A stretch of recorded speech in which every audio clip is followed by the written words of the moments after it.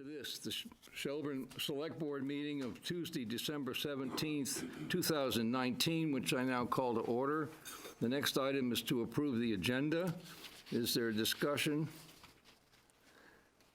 Only that we had some email back and forth about how ready we are to, and how in-depth the conversation can be about the budget. And that it might just be a little bit limited or kind of more of an extensive overview once again. I think that's going to be in the telling, Colleen. Okay. I think we'll learn as we go. We had the material. There was time to review, perhaps not as much as any of us would have preferred, but we have it. And I think by the end of the evening, we'll have a pretty good idea of what our next step might be. Okay. Any other discussion? No, I'll move to approve the agenda. Mike moves to approve. A second. Colleen Sorry. seconds. Any further discussion? Hearing none. Those approving, Wait. Excuse me if I may, might we consider adding an item to warn a public hearing for the Sorry, Shelburne Lee. Wood? It's okay. CDBG grant application? yes, please. We could do it at the end, but we could add that, that'd be great. We'll add that if no one objects. This is the super grant. That was great news to hear. Yep. We're going to warn a public meeting January 14th, Yes. and we'll add that to the agenda and take it up as number 9, which on my agenda is there. Yeah. So we don't need to amend the agenda. Well, we'd be Well, adding, it's a just different- adding that additional aspect of a public hearing. Okay. Well, the current agenda shows what we're discussing. So, given all of that, any further discussion? Nope. Hearing none, those approving, please signify by saying aye. Aye. And those opposed, nay. The ayes have it. The next item is the minutes from last week. So we'll have to wait until Mary and Jamie are here to approve the December 10th, because I wasn't present for that meeting. Correct. We don't have enough of us to approve. So I move to approve the meeting minutes for December 11th. And Colleen moves to approve the meeting minutes for the departmental review. I'll second that. Mike seconds. Any further discussion? Hearing none. Those approving, please signify by saying aye. Aye. And those opposed, nay. The ayes have it. And I'll sign that before we finish tonight. We can take up the December 10th at some point a little later. I'd rather do that than go all the way to January with it, okay? So the next item is public comments. Hearing none, seeing no hands. Next item following are select board comments. Colleen? No, I don't think I have any. No, sorry, nothing, I'll pass. Mike? I had a great time today at the employee holiday lunch. And in the Yankee swap, I swapped for a tortilla press. Yeah, It's very exciting. you were lucky nobody approached you and Nobody wanted to. took it away. I tried to look intimidating. Yeah, I thought this was a very nice event where the police department, my understanding, has held their own. I hope some of them would have been there, but they were on duty, I presume, out on the roads or handling calls downstairs. That's an editorial remark. But we had a wonderful time, gathered as much staff as could be afforded. It's a lot of credit to folks because they're in the middle of a pretty busy day, not least on the roads. And it was really a fun time and featured a Yankee swap. I've never been sure whether that was the proprietorship of the Yankees, entirely, but it's a fun thing in many a municipality in which I worked in New England, and it was a fun thing again today. So we thank you. Other than that, the next item is the town manager report. Thanks. Very pleased to announce that our town clerk, Diana Vachon, has earned her certified municipal clerk designation. It's an achievement, shows a certain level of professional achievement, and I just wanted to mention that for everyone's benefit. It's a wonderful thing. I participated in the Green Mountain Transit Authority board meeting today. Our former longtime board member, Dennis Barton, had stepped down, so as alternate, I've been filling in during some challenging times there, personnel-wise and budget-wise. And they're facing similar challenges as we are here. But glad to be able to help where I can. And I went to a conference a week or so back. It was the first time one's been held in the state of Vermont on first responder wellness. It's become a big issue statewide and nationwide, looking after emotional and mental health of police, fire, rescue type folks who are dealing with traumatic situations fairly frequently, and just trying to look at how we can help those folks continue to help us. So it was a great conversation and a great day. You know, we discussed that Friday at the passive board too.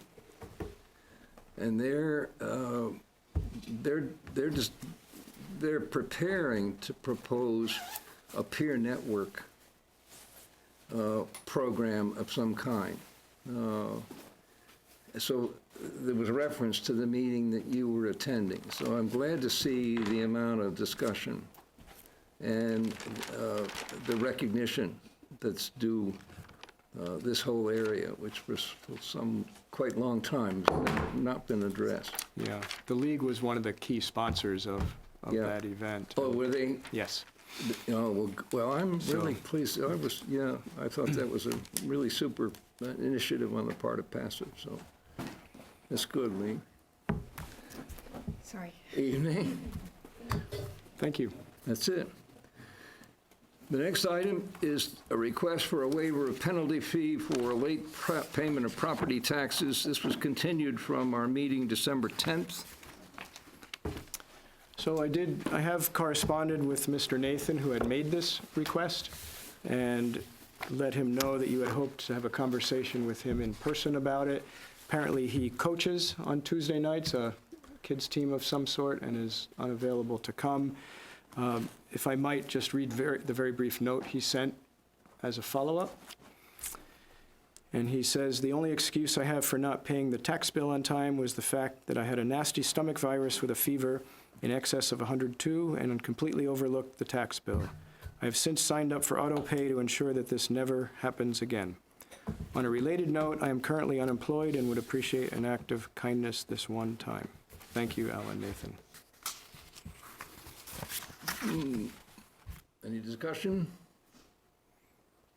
And as you may recall, it was roughly $229 in penalty fees. I'm comfortable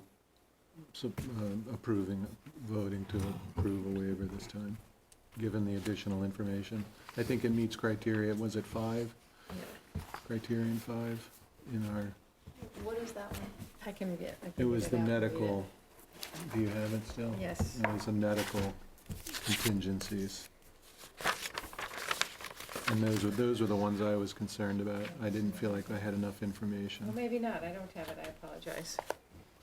Mary? Or we can wait. You know, one of those criteria that we referenced last time relates to serious medical condition within the last 6 months. The other one referenced related to unexpected financial challenges within the last 6 months. That's number 5, I believe. I think that personally, like, that whole, like, serious medical condition gets us into a little bit of a sticky situation. Because some people would say a serious medical condition would be like a near fatal car accident or like a serious illness like cancer. But then where do you put other things like this, where he knew for months prior to him getting a stomach bug at the exact same time that the taxes are due? But I think that they're, a one-time exception with the knowledge that he signed up for auto pay is like a good faith effort, and but it's us kind of admitting, at least publicly and out loud, that one-time exceptions for somebody who has a good history of paying and makes the extra step of signing up for auto pay is acceptable to us, which I feel comfortable with that, especially since he signed up for auto pay. But he gets one exception and that's it. Okay. Is that kind of where everybody else sits? That's my No. opinion. That's not where I'm coming from, but I accept the consensus that's on the board, and we'll expect a motion. Mary, did you want to weigh in? Yeah, first of all, I'm sorry I'm so late and a little disorganized. Crazy. No, it's funny, I wish I had the ordinance in front of me, because I'm not sure that if there's grounds for discretion on the part of the select board. So, There is. Oh, there That's is. why it still It's really comes all- before us. Yeah. We have the guidelines that we established that didn't even exist before last year. okay, well, if that's the case, then I feel comfortable. I think you sort of made a motion, so I would second it. Okay. Mike moves, Mary seconds. Any further discussion? Those approving, please signify by saying aye. Aye. And those opposed, nay. Nay. Next item is the municipal budget for fiscal year 2020-21. In this case, let's talk a little bit about how this is going to proceed. My expectation tonight is that we will move through a working draft, beginning with expenditures, category by category, and on to, revenues, and then on to expenditures. I think it's best if anyone would like to comment, and you're more than welcome to hold your comments until we arrive at the item about which you want to make a comment, rather than comments at the start, which may run all over several pages of budget. We'll make every effort to engage you and talk about how we see it if you aren't clear, and we'll be very interested to learn from you why you feel X or Y about any particular item. To say at the start that this is a difficult budget is very much to understate the actual circumstance. We're looking tonight at a working draft that has an 8.85% increase of tax rate. For most people, that's unacceptable. The difficulty is going to be in cutting that down, cutting expenditures, and since we don't have much hope of increasing revenue, so that we're down to a more reasonable percentage tax increase. We have not seen this work tonight with such time that I'm not sure any of us are comfortable in considering this a near final draft. So our approach is going to be to read this, not for quite the first time. Much of this has been discussed in individual sessions with departments last week. Much of it's been discussed in a prior meeting in terms of outline, but the details are in front of us now for the first time. We got them last night. That for people who work, that's not necessarily enough time to really drill down. And so you may on occasion hear questions that reveal total ignorance on our part. And you'll have to excuse the process. That's why we're exchanging with Lee and Peter. This is Lee's budget to do. So you will recognize that we're assisting him in anticipation of the fact that in January we will approve the final. But for the moment, this is Lee's product. So we'll look to him for leadership and explanation and justification. We thank Peter at the start for an extraordinary amount of work that he's done under some pressure of time to get us to this point tonight. We have a couple of meetings scheduled for January where we'll continue this process. So we're not concerned tonight to be reaching final of much of anything unless there's an item that's of absolute consensus, a kind of a no-brainer matter. But other than that, there certainly won't be any kind of final decision on rate, and there may not be final decisions on a number of items that some of which have drawn your interest and your attendance tonight. Okay? With that, do you want to lead off with your commentary? Sure. Thank you. So thanks to everyone. Thanks for your time. As noted, this is a first and very preliminary early draft. by no means represents anywhere near where we might land at the end of the day. Just like to take a few quick minutes just to give some high-level overviews. Revenues in this proposal are as departments have proposed. Revenues on the town side are always tough because, for the most part, we can't go out and sell products. We can't make people buy more zoning applications, for example, or build more buildings. So it's always tough on the revenue side, as hard as we try. Running quickly through various departments, Select Board is essentially level funded in this proposal. Manager's office shows a decrease in expenses. Administrative services, some go down, some go up. We are still working hard on a multi-year basis to catch up with long-deferred computer hardware upgrades, which are essential to the work that all of us do here at Town Hall every day. Elections are up because next year, no secret, it's a presidential election. There'll be multiple elections, and it takes a lot of horsepower to help those happen. Finance and insurance is up, and that's due in several parts, partly due to claims that have been made, and we always investigate what those are and discover if there are ways we can improve how we handle matters here. And then also, as we all know, we have a brand-new asset next door, which is worth more than the prior asset, the new library. So needless to say, the insurance rate goes up for that. Town clerk and treasurer, that's always an interesting aspect. Some of that may need to be select board to clerk, so I haven't gone into much detail yet on that. Planning and zoning budget is proposed to be up fairly significantly, but that's primarily due to grant-funded projects, so it's not necessarily a significant increase in town expenses. Buildings and grounds is proposed to be increased for two reasons. One, we're proposing $10,000 for capital improvements to buildings. We need to maintain these assets that we own. They're very expensive. We don't want to let them run into the ground. We probably have $40,000 or $50,000 of possible projects, but we're trying to be realistic and proposing a $10,000 line item there. And proposing $20,000, $10,000 of town funds, $10,000 transfer from the Bay Park Fund.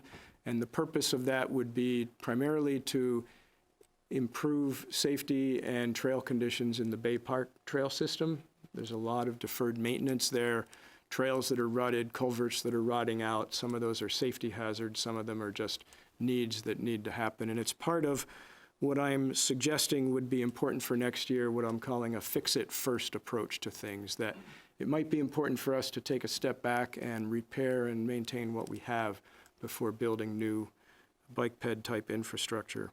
We will continue the Irish Hill project. We got a significant grant for that, as you know, and that work will continue next year. Stormwater, if things go well next year, we will be adopting a stormwater utility. We will keep, roughly speaking, the same rate on the tax rate for next year, but we will be adding funding through a stormwater utility fee system, which we'll talk more about whether now or in January in that public hearing. Harbor Master does a great job for us, pretty much the same budget year after year after year. Police, there's a significant dollar amount proposed there for a complete upgrade to their radio systems. The police are operating on older analog systems that are not always working. They can't even get parts for those radios any longer. They don't have enough radios to even outfit every officer who's on duty. So there's a proposal there that would be funded by a loan over several years to upgrade their mobile communications systems. We're also proposing money in the capital improvement plan for some kind of infrastructure upgrades. We have several repeaters around town that bounce the radio signal around.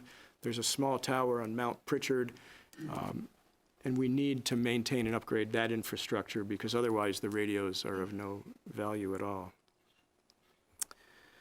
Fire department looks like a major decrease, but it's really because last year we had proposed a major radio upgrade for fire and rescue that would have been a major federal grant, which did not come through. The thinking at this point is not to pursue that again this year, but to take a different approach in the next several years to that upgrade. So we've pulled that out of the proposed budget. I've also proposed a $15,000 decrease in the fire department's proposed capital. They hope to replace Car 1 next year, and also buy some life safety gear for getting out of buildings if you had to escape from an upper floor window. And I think we need to keep that in, but I'm suggesting they find a little less expensive way to manage the Car 1 replacement.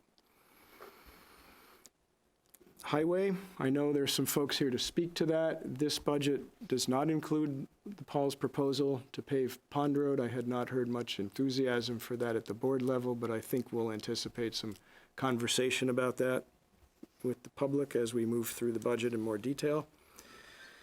The Village Safety Group had proposed $15,000 for various safety improvements in that part of town. This budget proposes $5,000, keeping some money in, but again, looking to try to fix what we have before we keep putting new things. So I'm proposing an increase to $20,000 for sidewalk repair and maintenance, because there are key parts of that infrastructure that I think. Where's that on the budget? Or village safety? That's in the Highway Department's Okay, that's budget. what I was thinking. All right, thanks.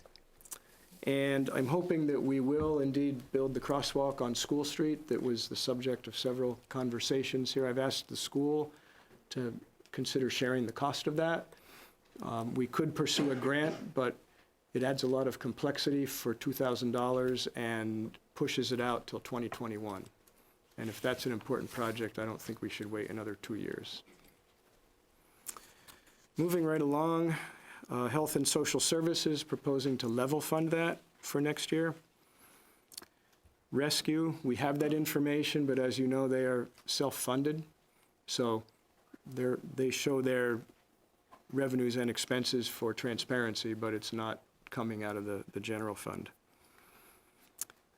Cemeteries, we're proposing some increase in salaries there, reflecting the actual duties and responsibilities of those 2 or 3 people who work there. It's not a big lift, but for example, Ernie is actually oversees, he's not just a laborer, he oversees his workers and does a lot of the management level work just like any other department head. Library Department is proposing a budget that pretty much gets them back to the pre-move levels where they were before the temporary transitional location. They hope to fund hours on Sunday, and I think they described to you that they're going to test that practice on private dollars this spring, see how it works. They're hoping that the board would include the additional funding for hours on Sunday. Debt payments, as you know, that was the big part of the nut that we faced, and we discussed that earlier. And I just wanted to highlight that in light of bike ped type projects, this budget still is carrying forward $75,000 in debt for some prior bike ped type projects. And I don't say that to criticize them. I think they're all great projects. But I think we just need to acknowledge that even if we're not, if even at the end of the day, we're not building anything new this year, we're still paying for some projects we did some years ago. Webster Road being one of them, and I think that's a great project. But I just think it's important to acknowledge we're still paying for that. In miscellaneous, the tree committee had sought $20,000, which is an increase, fairly good increase over the past years. I'm recommending at this point we keep that in due to the emerald ash borer work that will be needed. If Open Space Fund, I know this will create some conversation as well, but I'm proposing no money for next year on that.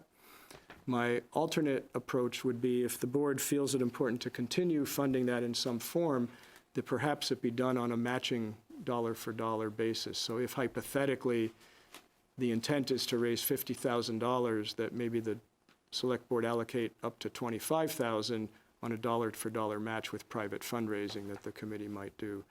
So just suggesting an alternate approach to getting to yes, if that's a necessity.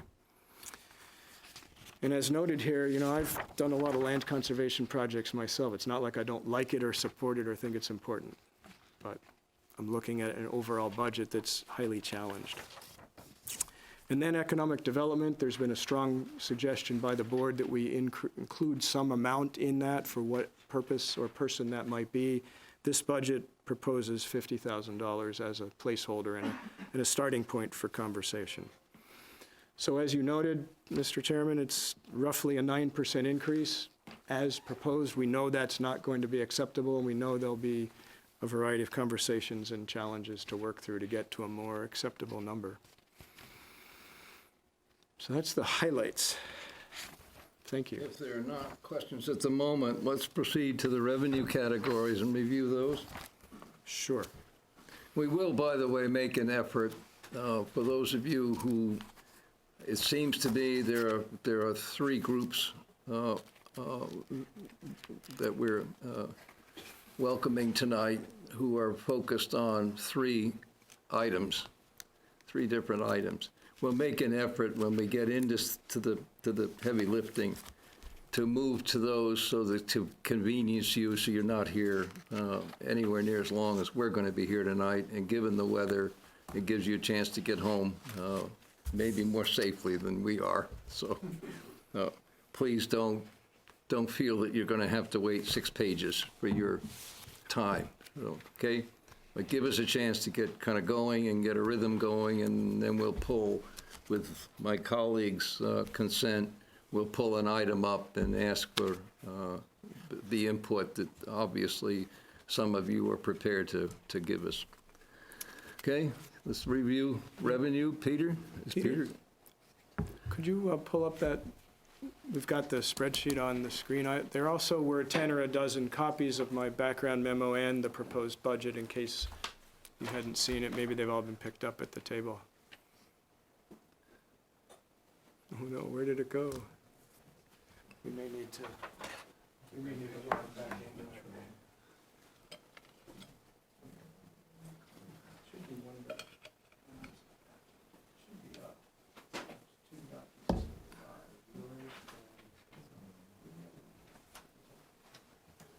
This one. If you minimize that one, it should be this one.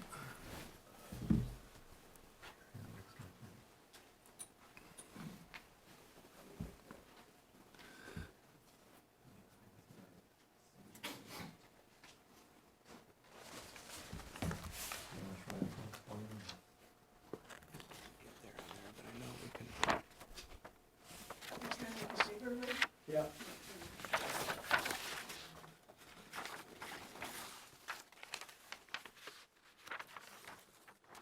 Hopefully that helps some.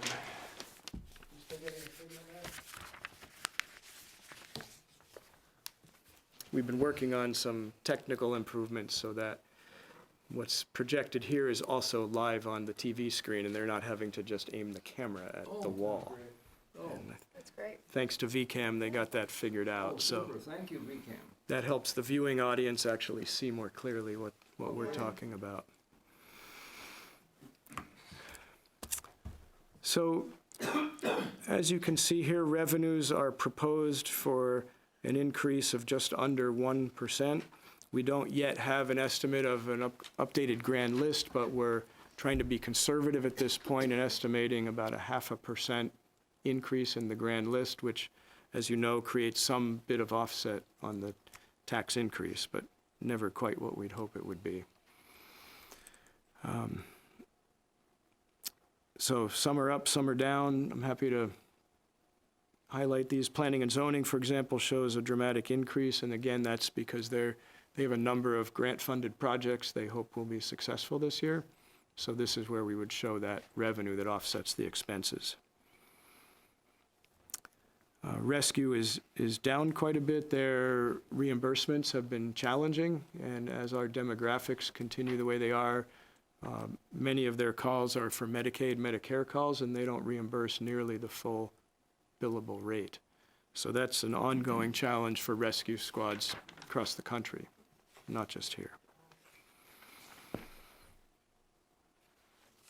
Can I ask Pete? a question, or should we wait? Sure, and Peter may have some insights as well that he'd offer. I know, Peter, we talked about this. We've done a nice job collecting on delinquent taxes, but does that have no effect on this budget, essentially? And that's something we'll take a look at. For the first pass, you can see the delinquent tax penalty and interest charges have been pretty level. Yeah. We will be taking a look at that and seeing if anything, those would potentially be coming down as a result of some of the work that Lee's been doing.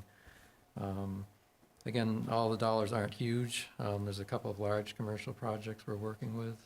At this point, and a lot of these items, again, this was a first pass, so Right. we'll be drilling into those more and seeing where we're at delinquencies now versus a year ago, and see if that, potentially, if anything, I would expect it would be coming down rather than increasing. Okay. On the first page, I've got a couple of comments. One, to note the revenue generation of the town clerk's office, which, again, is significant. That's an important source of town revenue. Town clerks not often thought of in that way. And the I've got a biggest question. increase there in the clerk's office, Jerry, excuse me for interrupting, was just for the vital statistics copies, where now this town clerk's office here can process death certificates and those types of things for anyone in the state. So not just Shelburne, but any in the state. So that's that- where you'll see a That boosts the significant revenue increase in potential, that revenue. seriously, yeah, Right. yeah.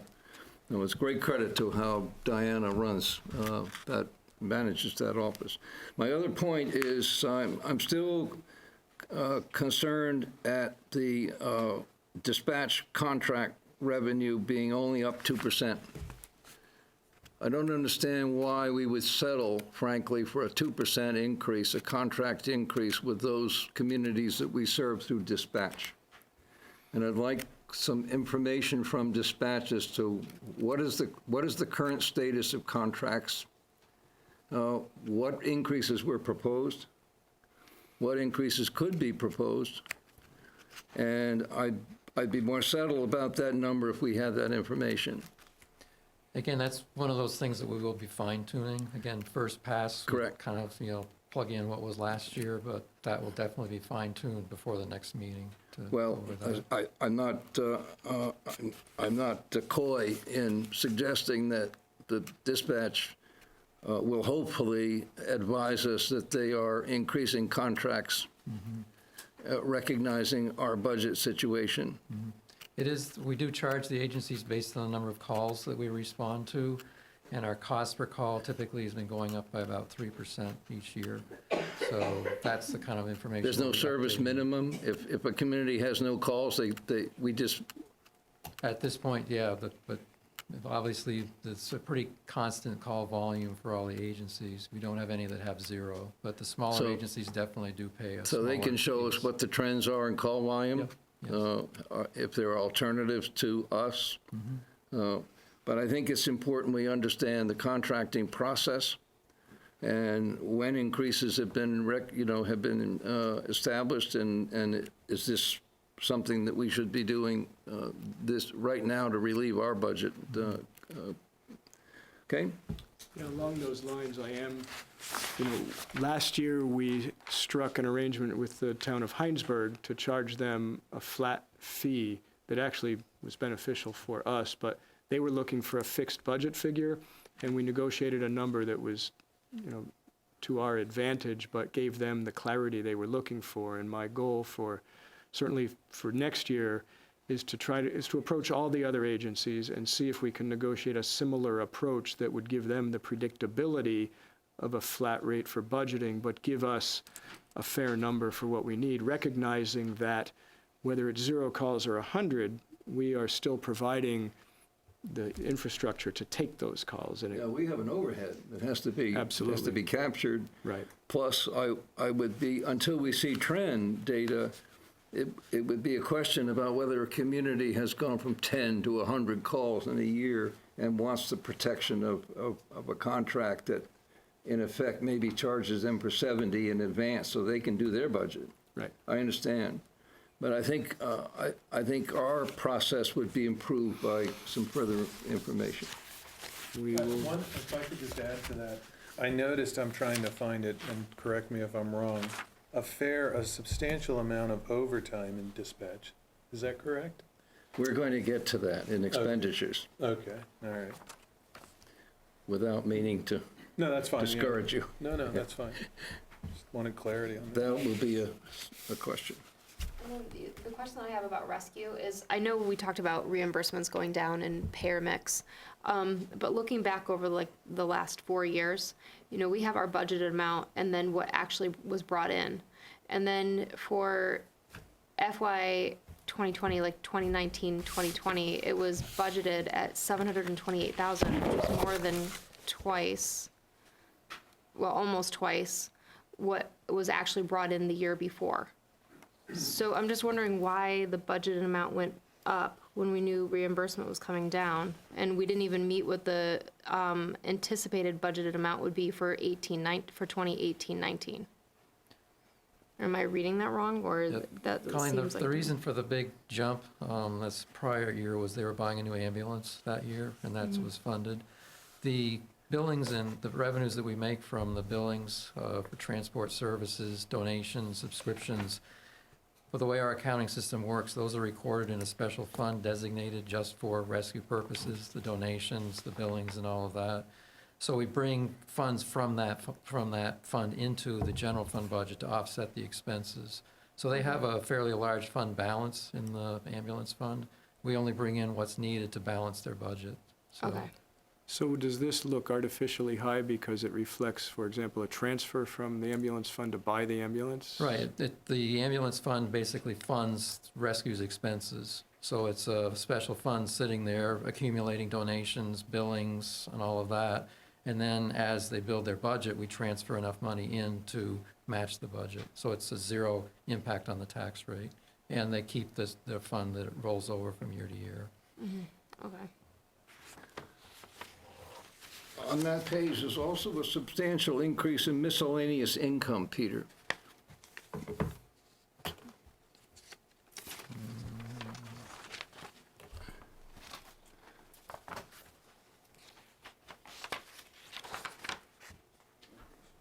I think it's actually more of a decrease, I would say, right? I'm sorry, decrease, sorry. And again, that was, we had put the fire department anticipated grant revenue for replacing their radios and air packs. Gotcha, Last year, that was in the last year's budget, or the budget we're in right now, okay, taken out of the following year. okay. As Lee said, they'll be applying for that at some point in the future, but probably not in this upcoming year. Thank you. Any other questions on, Just a question of process, I'm trying to understand, in the taxes line, that increase in the tax revenue, is that including the anticipated revenue coming from taxes from Quiniesca Ridge during that fiscal year? The major project that's gonna be generating new tax revenue, is that, was included in that line one? Or how do we anticipate that in this? Trying to create more revenue for you. Thanks. Do you have a thought on that? I mean, certainly they'll be building some new homes. They're not gonna build it all out in one Well, no, they won't, year. but I mean, they'll build 10 or 15 maybe the first year. The way the budget works, the property tax is basically, what we budget for there is what our expenses are, less our revenues from non-tax sources, and whatever's left over is basically has to be collected by property taxes.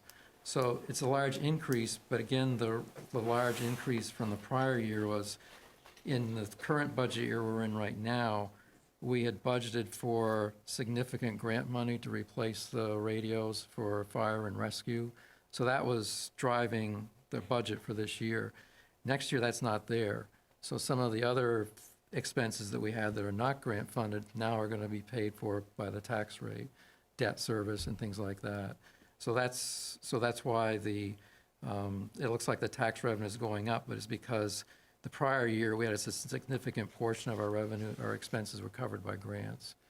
The I understand that Quiniesca, part, but is there some assumptions here regarding increased revenue coming from sure. property tax? Our assessor takes a look at basically what our grand list will be based on what properties are in place as of April 1st, 2021. So he will be looking ahead in terms of figuring out what that's going to be. Obviously not under construction yet, so between now and actually April 2020, that will be the benchmark for setting the new grand list. So we'll be talking with him about what he anticipates seeing between now and then.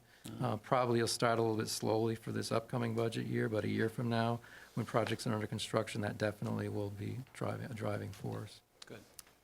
Thank you.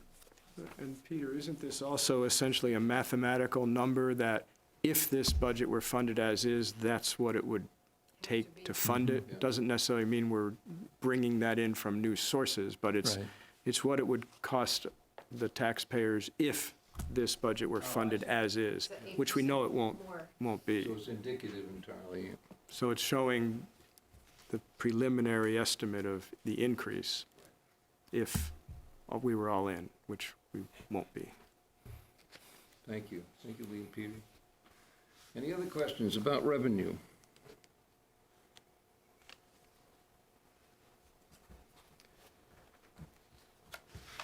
So, do you want to run through this just in order, or as you had suggested, do you want to take items out of order, knowing there are, Well, I thought we'd Residents finish here too. revenue first, yep, and then we'll pull the two items that I'm sure are of interest. And if that's okay with all of us? Sure. Yes. Anything further on revenue at all? The grand list, just as a commentary, the grand list increase that's speculative of 0.5% is our opportunity, and also it's sort of our bane and our opportunity, because that's not much of an increase, and it's been basically flatlined for a number of years. So when your chief basis of determining revenue and reaching revenue is flat, and all of your other expenses understandably are increasing each year, there's no surprise you're going to have a disparity of some significant size. And one of the things that we've, as a board, been contemplating is a serious study of alternate revenues, which would include a tax, a sales tax, our own sales tax. That's going to be of equal concern probably as Pond Road is, if not more so. But I think it's going to be important later this coming year for us to do a serious treatment of just what that offers and doesn't, what the penalties are, what the pain is, what the gain is from establishing a local option sales tax. That's a revenue outlet that we potentially could be ready to rely on in a short number of years. Anyway. Any other revenue questions? Hearing none, let's move to expenditure. And with all respect to the input, let's turn to Pond Road, That would be highway. which would be under Highways, Lee, right? yes. Would anyone like to speak to Pond Road? You might give your name so the home audience knows.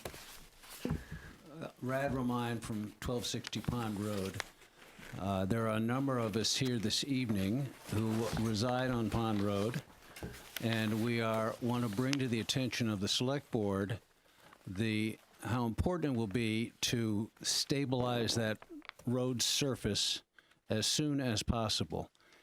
For those of you who have driven on that road at any time of the year, it goes from being impassable to being barely passable. For those of us who live there on Pond Road, it becomes very hazardous more often than not. And we would urge the Select Board to approve Paul Goodrich's proposal of chip sealing, which will really stabilize that road surface and perhaps actually reduce the amount of money that Paul and the Highway Department have to spend annually or monthly to try to maintain that road, which is the only road in the whole town that's in that kind of condition. I'm Catherine Stockman. I'm at 1260 Pond Road also. We've been there for 15 years, and the state of the road has not improved.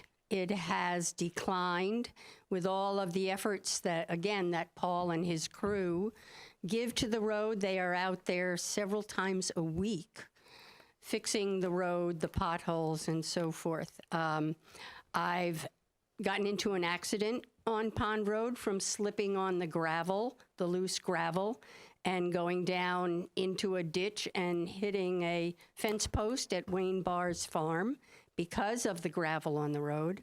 I've had flat tires from the potholes that are there. It is not safe for people walking on the road, and many people love to walk on that road because of the muddy, icy, slippery conditions as well. In the summertime, the dust prevents us from opening our windows in our house, being able to enjoy our property by sitting out on the porches. Dust covers all of the gardens and the vegetables and everything else. It really becomes an untenable situation. It's a beautiful, beautiful area, one of the prettiest in all of Shelburne, I think. And I think the condition of the road prevents people from really being able to enjoy it. They avoid the road. I would also say that we've heard that there may be as many as 500 people a day, I believe, that travel on that road. It is a well-used road. And I would say that the students that travel over to CVU could travel more safely on Pond Road than they do on the Shelburne-Heinsberg Road, where there are the very dangerous curves, and we've had terrible fatal accidents along that road. And I think if the students were able to safely use Pond Road, we could really benefit the health and safety of our young students going to CVU as well. Anybody else want to speak on behalf? Anyone else like to?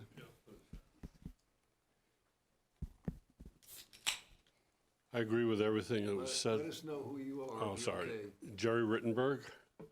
I live on 139 Monarch Road, right off the Pond Road.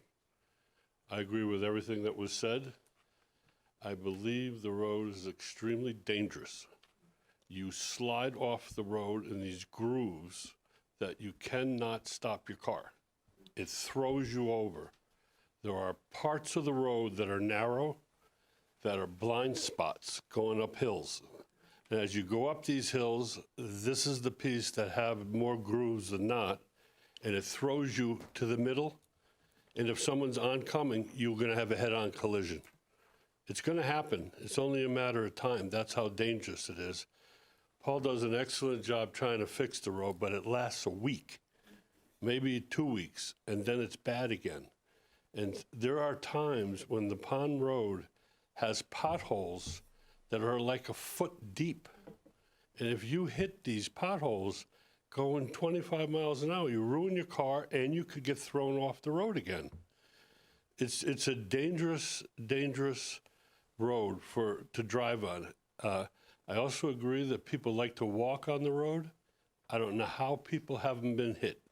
It's a miracle that people aren't getting hit by cars on that road, because it's dangerous. When the dust is flying, you can't even see anything.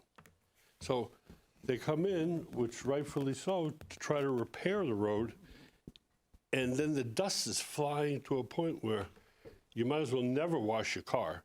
That's ridiculous to even try to keep your car clean, because they call it the Pond Road dust or dirt, because all you got to do is go down the road once and your car's full of this.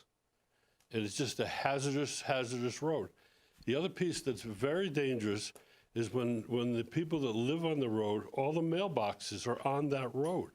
You have to go on the road, and you have to cross the road because they're on the dangerous side. I mean, on the other side, if you live on one side, most people live, I don't know if it's north or south, but on the other side of the pond, you have to go over there and stand there while the cars are driving, and you have no choice. So all I can say is I don't understand why this road is the last road that's not being addressed in this town.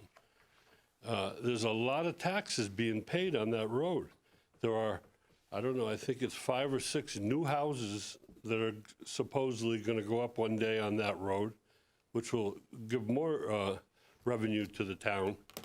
So I think it's got to be considered really seriously that you need to pave this road. You know, it should be paved completely, but what Paul is recommending is a good start. It's better than nothing. Thank you very much. Thank you. Gail, do you want to?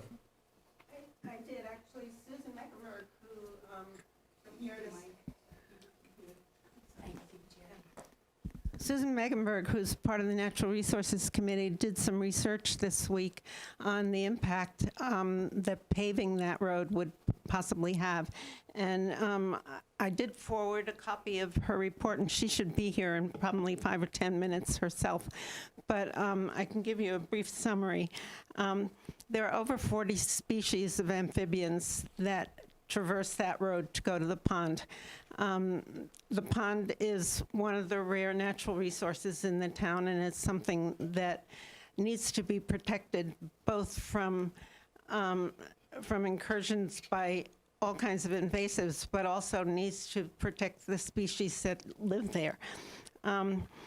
She also did some research on some studies that have been done on places where paved roads have been, where dirt roads have been paved or improved in the manner that we want to do it. And one study happened on a road in Franklin and Highgate. The traffic increased from 300 to 700 cars. There was another study that was done on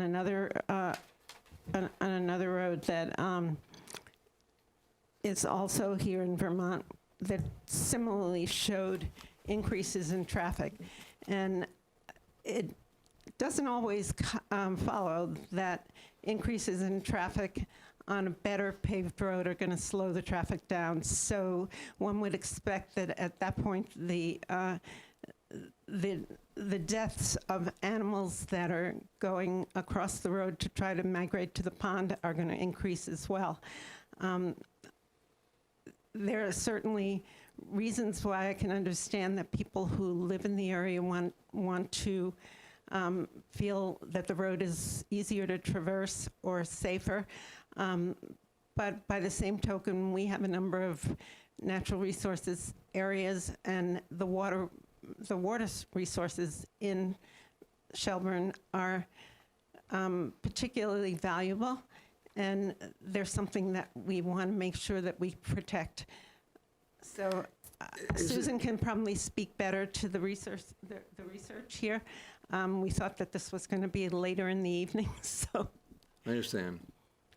Is it your sense that it's an absolute yes or no, or is there a broad stretch of ground in between doing something and doing nothing that might, by which treatment of the road might accommodate wildlife? I wish, well, there Aren't there certainly is. examples of such projects that have provided for wildlife at the same time? They've mitigated a problem such as obviously Pond Road represents. I'm not sure what the costing of those kinds of projects would be. You certainly can install culverts of various types. Susan's research had come up with something that said that if culverts are indeed installed, and she highly recommended that they be installed, but it's well known that the animals don't always utilize the culverts that humans place there for them. They don't read signs. Yeah. Yeah. So maybe we need culverts for people. But I do think that there are projects that could be done that could improve the condition for wildlife. I am not one who knows the information, and I know Mike is here from our committee. I'm not sure if he has this information either, and hopefully Susan can share it with you when she gets here. But there has been some discussion at our meeting last week when we were reviewing this subject, that this sort of chip surfacing is not necessarily one that is a positive for the amphibians either. Thanks, When did Gail. we get the memo from Susan? Was the memo from Susan part of? The package? Yeah, it was sent, Yeah, you I sent it. forwarded it, because it came to me, and I forwarded it later, Yeah, we have later this Susan's afternoon memo. when I got it, so, Okay. And you Okay. forwarded it to Jerry, Yeah, yeah, yeah. so we got a chance to read it. Gail sent it to me, and then I forwarded it to everybody. Thank you. Late this afternoon, so. yeah. And you- Mike, do you want to comment? Does anyone else want to comment at the moment? Thanks. I'm Eric Morris, 370 Monarch Road. I sent the board and Lee a study done. I agree with everything about the danger. I've lived on Pond Road and owned property there for 20 years now. I agree with everything, dangerous, dust, all that stuff. The study that I sent you was basically a study from the town of Richmond, Maine, that showed that chip sealing a road over the long term actually can be cheaper than maintaining it as a dirt road. So that's all I'd like to add to this, is that you guys have a study that I sent you, and Yep. I would defer to Paul. And he feels and has felt strongly for probably 30 years that this is the right thing to do. And I don't see why I mean, I understand there's budget concerns, but I don't see why how I could offer any more information than Paul, who's the expert on Pond Road, would offer. So I would defer to him as far as costs go. But the study is definitely something to look at. Thank you. Linda?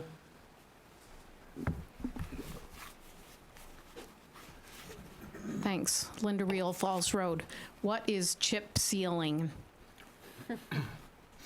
Paul, you want to help us with that? It's a stone tar mixture, they do 3 layers of tar, 3 layers of stone. Would you mind coming up and letting the viewing audience at home? It's when they put the stone down and the tar down. It's a lot cheaper than the hot mix. It was used years ago, now it's coming back again around a lot of places because it's a lot cheaper. It's a good start for Pond Road. Unless you travel that road, you don't know what it's like. And you go over that with a dump truck, and it's ruining the trucks as they go over it with a load of sand or with a snowplow. So you're beating on everything we go across it with. Paul, is it correct that it's essentially the base layer of a road? What do you mean? It's the first layer, it's the base, you described it last time, chip sealing is kind of Yes. the base layer. But it can go on for years. Yeah. So we used to use years ago to hot mix come out. And you did it every 7, 8 years, just like we use hot mix right now. Paul, has anyone talked to the school? Do the bus drivers have issues with it Yes. currently? They do? They do. Okay. Everybody has issues with it. Seriously, that road is used by a lot of people. I don't believe it's gonna pick up a whole lot more traffic. It's already on there. So can I comment on that? I actually yesterday talked to the school bus driver that travels that road, and I asked her if she has problems. She does it every single day, twice a day. And I was like, do you have any issues whatsoever? And she's like, no, none. She said the highway guys always make sure that it's plowed, have good tires, not one problem. 0 problems is exactly what she told me. No problems with the dust and the potholes. 0 problems. Well, you probably wouldn't have problems with the pothole if you didn't have to pay for the repairs on your car or your vehicle, because I watch those school buses go across that road, and they do a lot of bouncing. She says no From a problems. safety perspective, though, not from just wear and tear on your car, which you know you're going to have when you live on a The safety dirt is road, not, right. buses have been off that road because of the potholes and everything else over the years. That's It is interesting. rough on vehicles and it is hard on fire equipment. We go right to the big iron, fire trucks and ambulances. They have gone over that road, or they've almost had to stop to go across it. And it's the closest way to get to 116 unless you want to go all the way around 80 miles out of your way. Everybody can sit here and say what they want and don't want, but when they need that rescue squad or that fire truck, that's when it becomes an issue. And once it happens to somebody over there, or if they're just traveling across there, Hey, Gail. and they break down or have an accident, hit a tree, and they gotta wait an extra 10 minutes for the fire or rescue to get there, that's when this room is gonna be full of different people. It would be helpful to have their perspective on it. I mean, just to add to that, what would be nice is like, I mean, we get a lot of anecdotal, I've heard a lot of things, and not to discount anybody's perspective.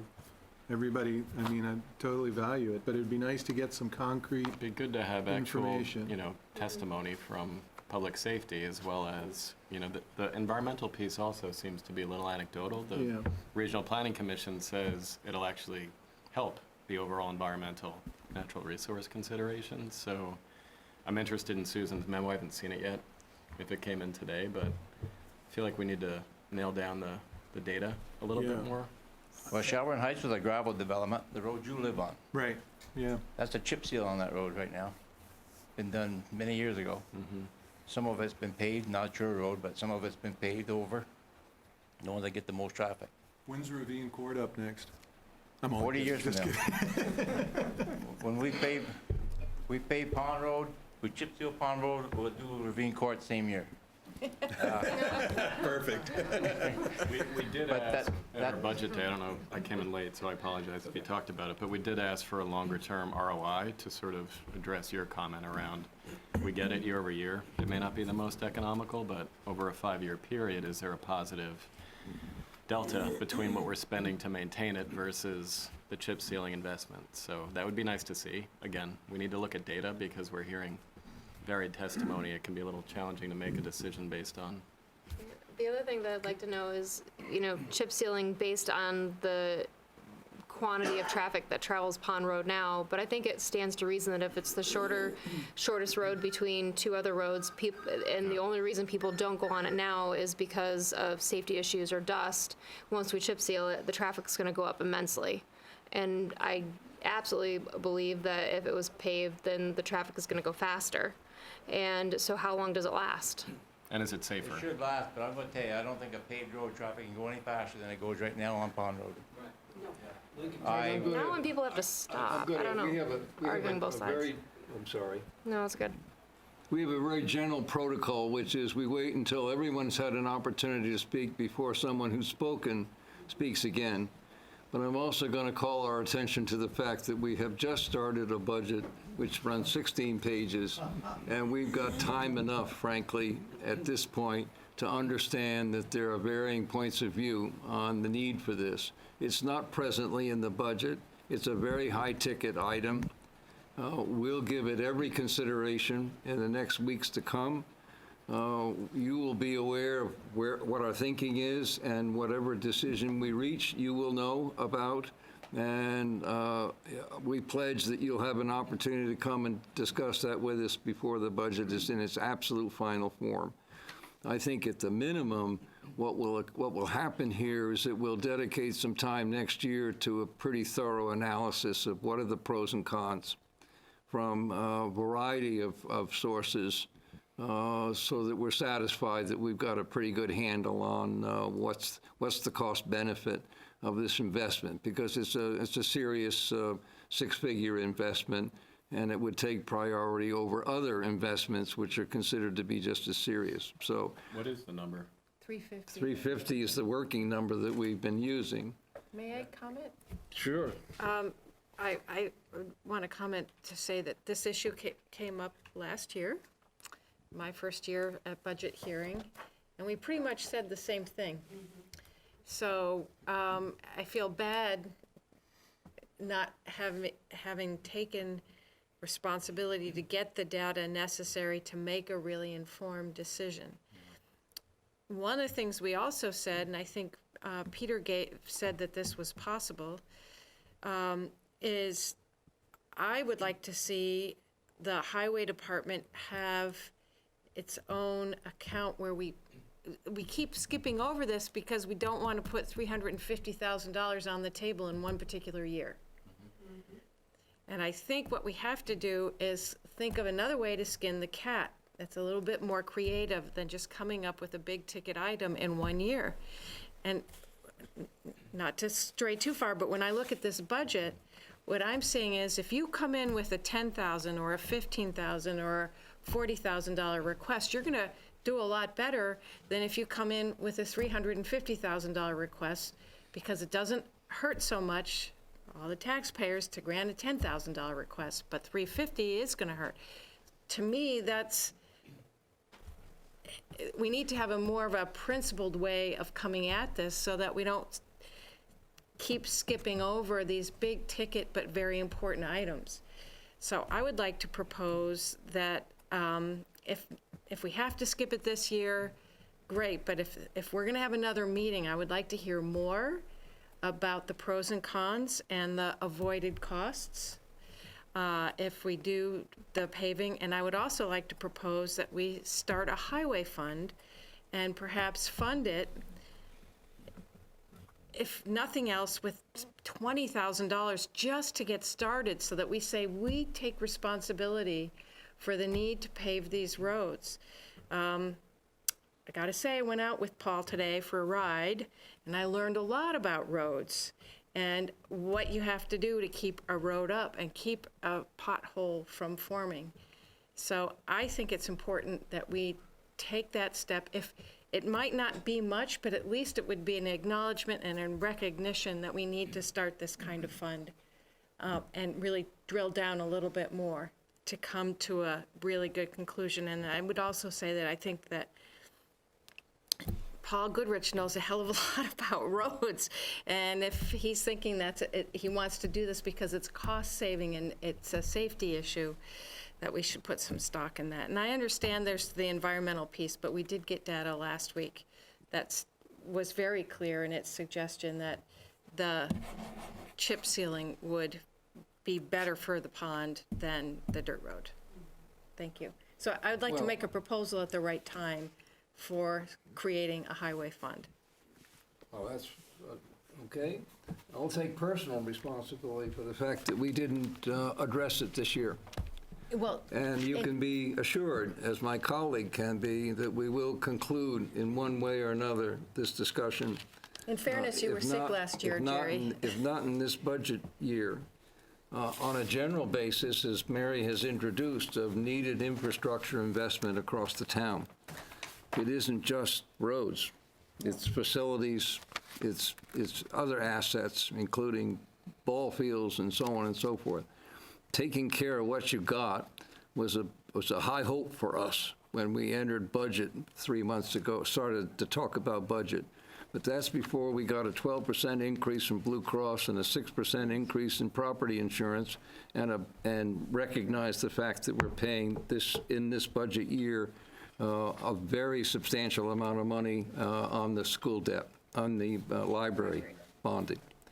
So we would ask you, I wish we had more time tonight, but we do have 1,000 of other items to get to. But we would ask you to hold on. We valued your input. If you've got other suggestions or thoughts, please don't hesitate sending them to us. We are not anywhere near any final decisions on budget, and although it's not in budget at this time, that does not mean it might not be in some form in the final. And meanwhile, is there anyone else who'd like to speak to Pond Road? Susan? Yes, Susan Megenberg, member of the Natural Resources and Conservation Committee. Thank you. So I just got here, so I'm not sure what has been said, but I did write a memo, and I hope you have seen that. Okay. We saw it late, Susan, so most have barely read it. Yeah. All right. So Pond Road is a major crossing area for amphibians. In the spring, there's a night that's called Big Night. It's about 40 degrees and raining, so it's a great time to be outside. And people go and help frogs, salamanders, and toads across Pond Road, and there's been major documentation of that as a really important site for those creatures. In my memo, I summarized the fact that it's been documented that amphibians are much more likely to cross a gravelly or soil dirt surface than something firm like asphalt or concrete. Let's see.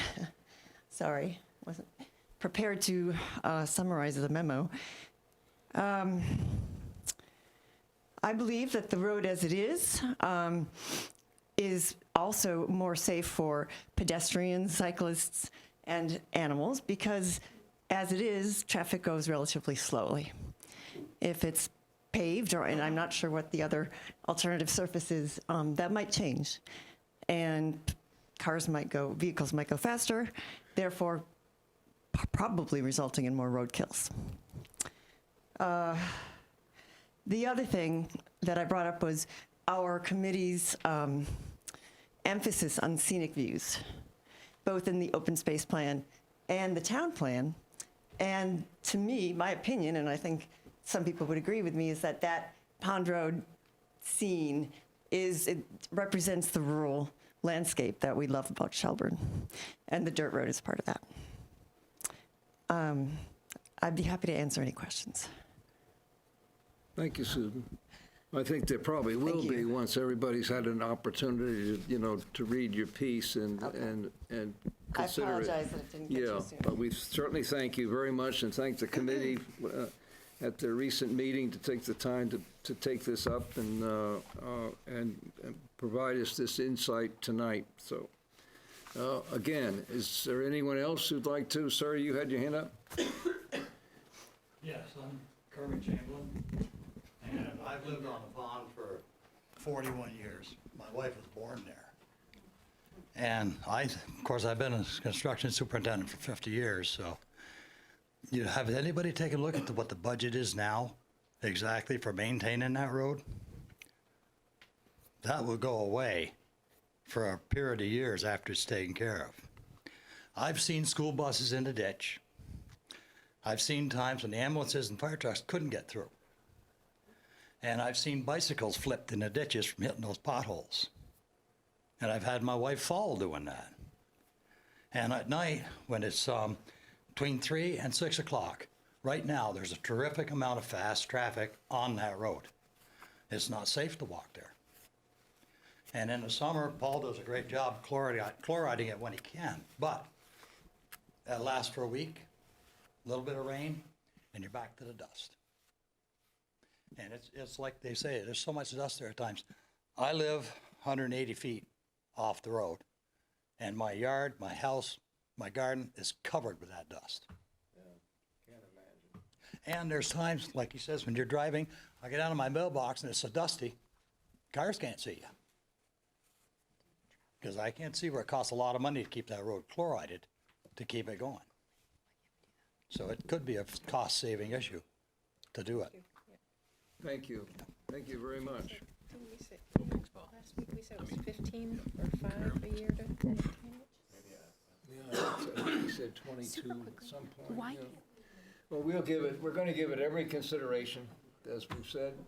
We'll get some information in as quickly as we can through the holidays and see if we can satisfy all of us that there's an adequate cost-benefit understanding to this whole thing.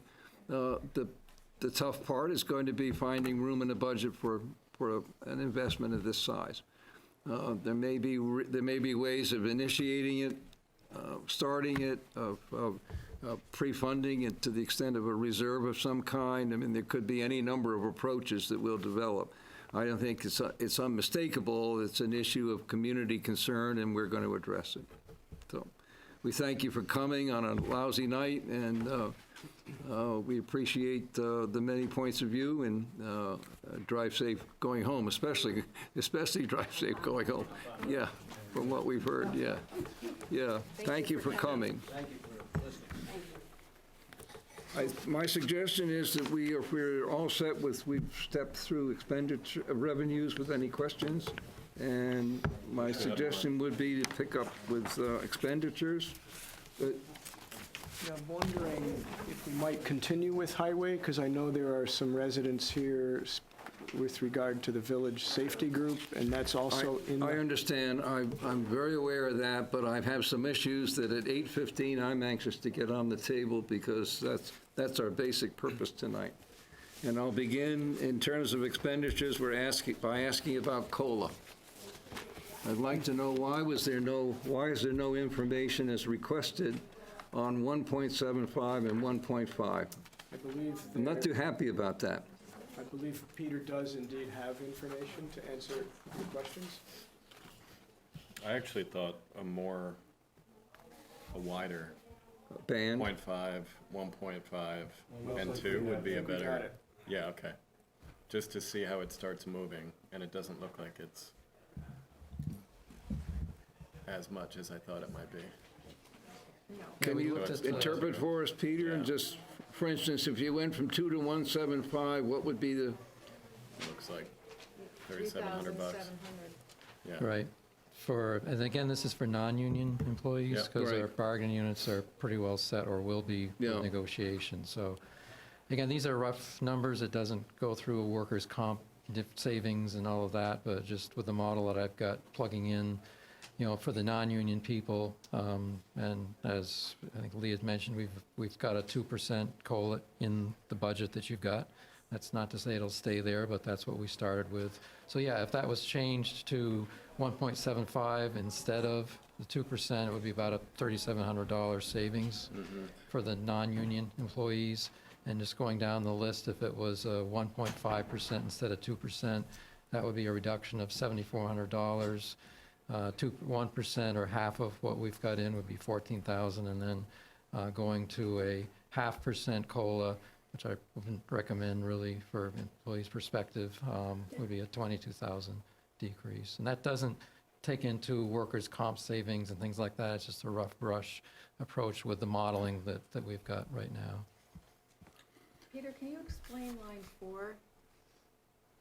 Estimated expenditure decrease or revenue increase to reach 5.75. Yeah, that's really a separate section. That was another it question was- we raised was about. included there, but basically the expenditures, line 1, in this budget that you've got in front of you are $9.7 million. Yep. The tax rate, if we were to just fund that as it is, that would be an 8.85% tax increase, or $39.10 per $100,000 of assessed value. So a homeowner with a $100,000 property would be $39.10. $200,000 would be double that, and so on. Sure. All right. And then if we were to bring that, if you were to take the budget and say, well, we wanted to stay within a 5.75% tax increase, similar to what we did this past fiscal year that we're in right now, that would require about a $230,000 decrease in expenditures or increase in revenues. Unlikely you could do that to meet that to go from the 8.85% to the 5.75%. Peter, can you move the cursor? Yeah, Thank you. sorry. I And then, was very happy about the 2,000. And the 1 point difference is an 82 grand. right.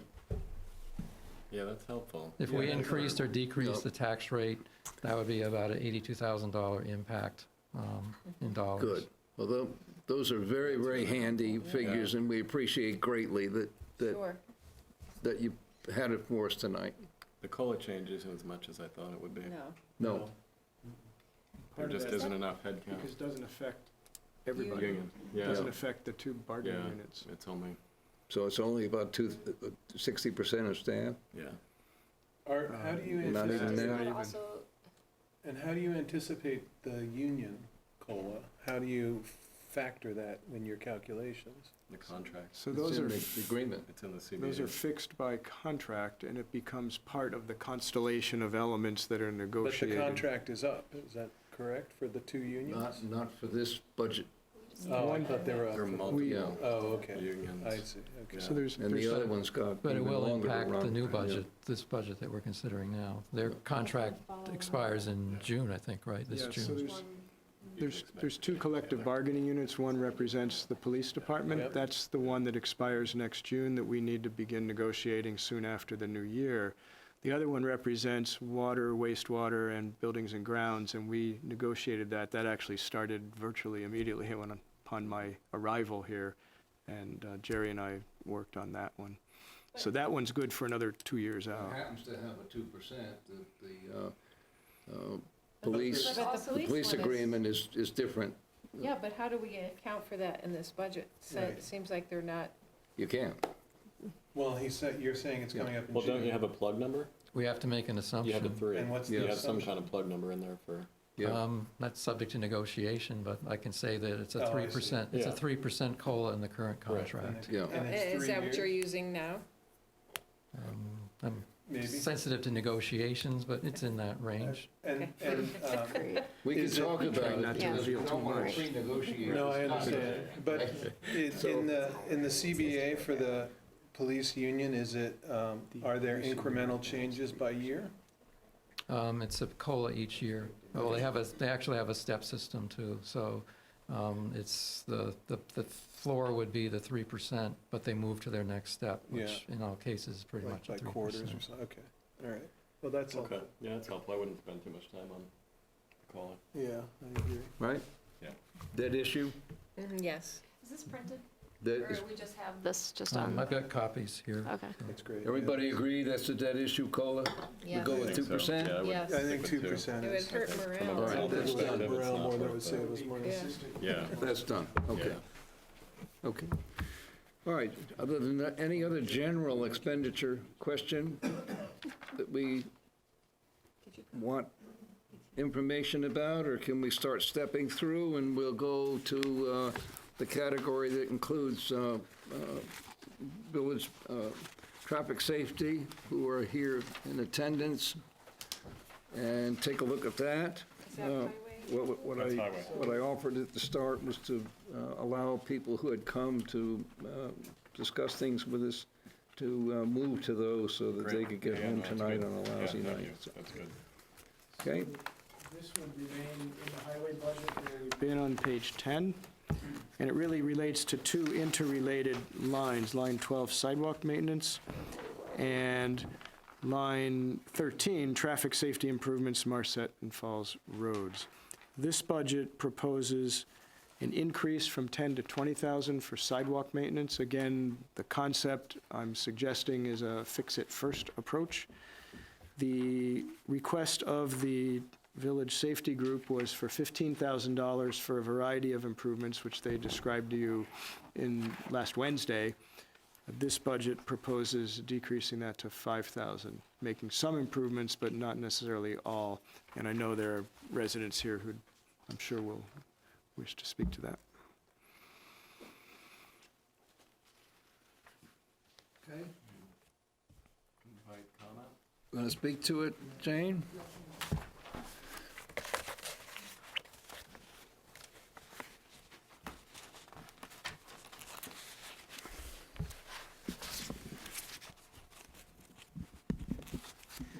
Jane Zanotti, I facilitate the Village Pedestrian Safety Group. Actually didn't come tonight prepared to advocate for the full 15,000. I really came more to just listen. So I have a couple of questions first. Are you able, Lee, to talk a little bit more about the 20,000 for sidewalk maintenance? Are there specific projects that you had in mind, or is it just to try to meet the need when it arises? There are several, good question, several specific projects in mind. For example, when you cross the crosswalk here with the flashing beacons over to the parade ground, if it's raining or snowing, you step into water or mud because those few sidewalk panels are depressed several inches, and that's, as you know, it's a heavily used area. We've been talking about an additional crosswalk at School Street, which has been represented as a safety issue for school children. And then, based on my conversations with Paul, there are just, I don't know them all, but there's an array of challenges to sidewalks, older pieces of sidewalk that are either breaking up, we have some out here, or have uneven edges creating trip hazards. And so my thought was it would be really important and useful, since the sidewalks I see as kind of the core of the whole system in the village area, that we really ought to take a look and start making some improvements. But those would be just a few examples. Well, no, I do applaud the concept of fixing what we have. I think that that's a really good approach to take. But my other question is, I noticed you're proposing a $50,000 increase in paving budget. Is that correct? Which is as requested, yes. Yeah, and is there a specific project that's earmarked for? I believe Paul intends to pave a number of the streets in the School Street neighborhood. As you know, I'm sure everyone knows, every town has a sort of a pavement repaving cycle.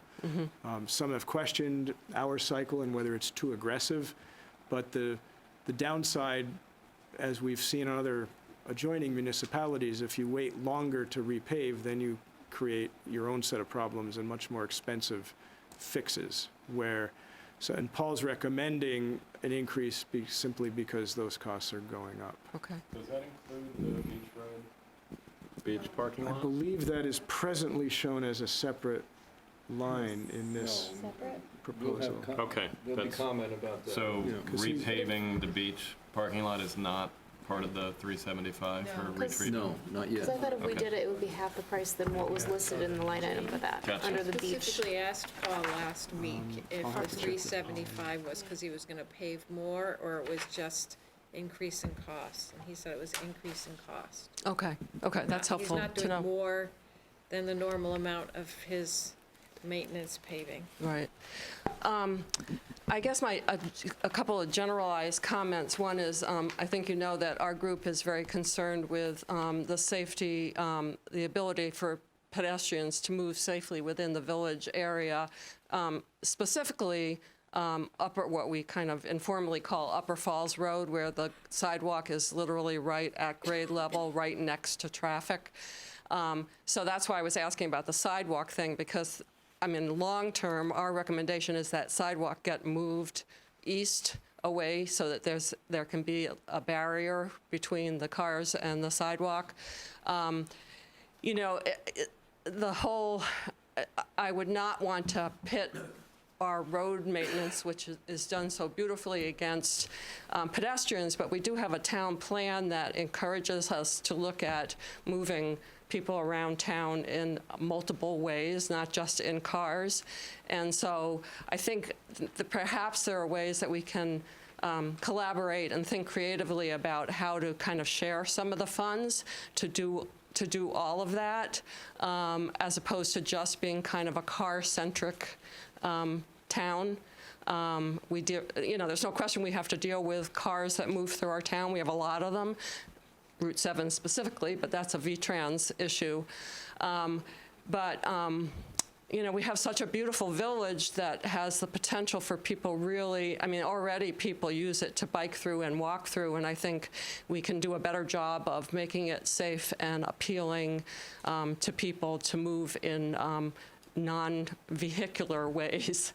So I guess that's my only comment for now. I know you're in early stages, and I would hope at least that we get, I kind of hate to call it level funding. We've had $10,000 now to work with for the last 3 years. I would, certainly hope that maybe we could have that same amount and try to be creative about how we use that to address our continuing concerns.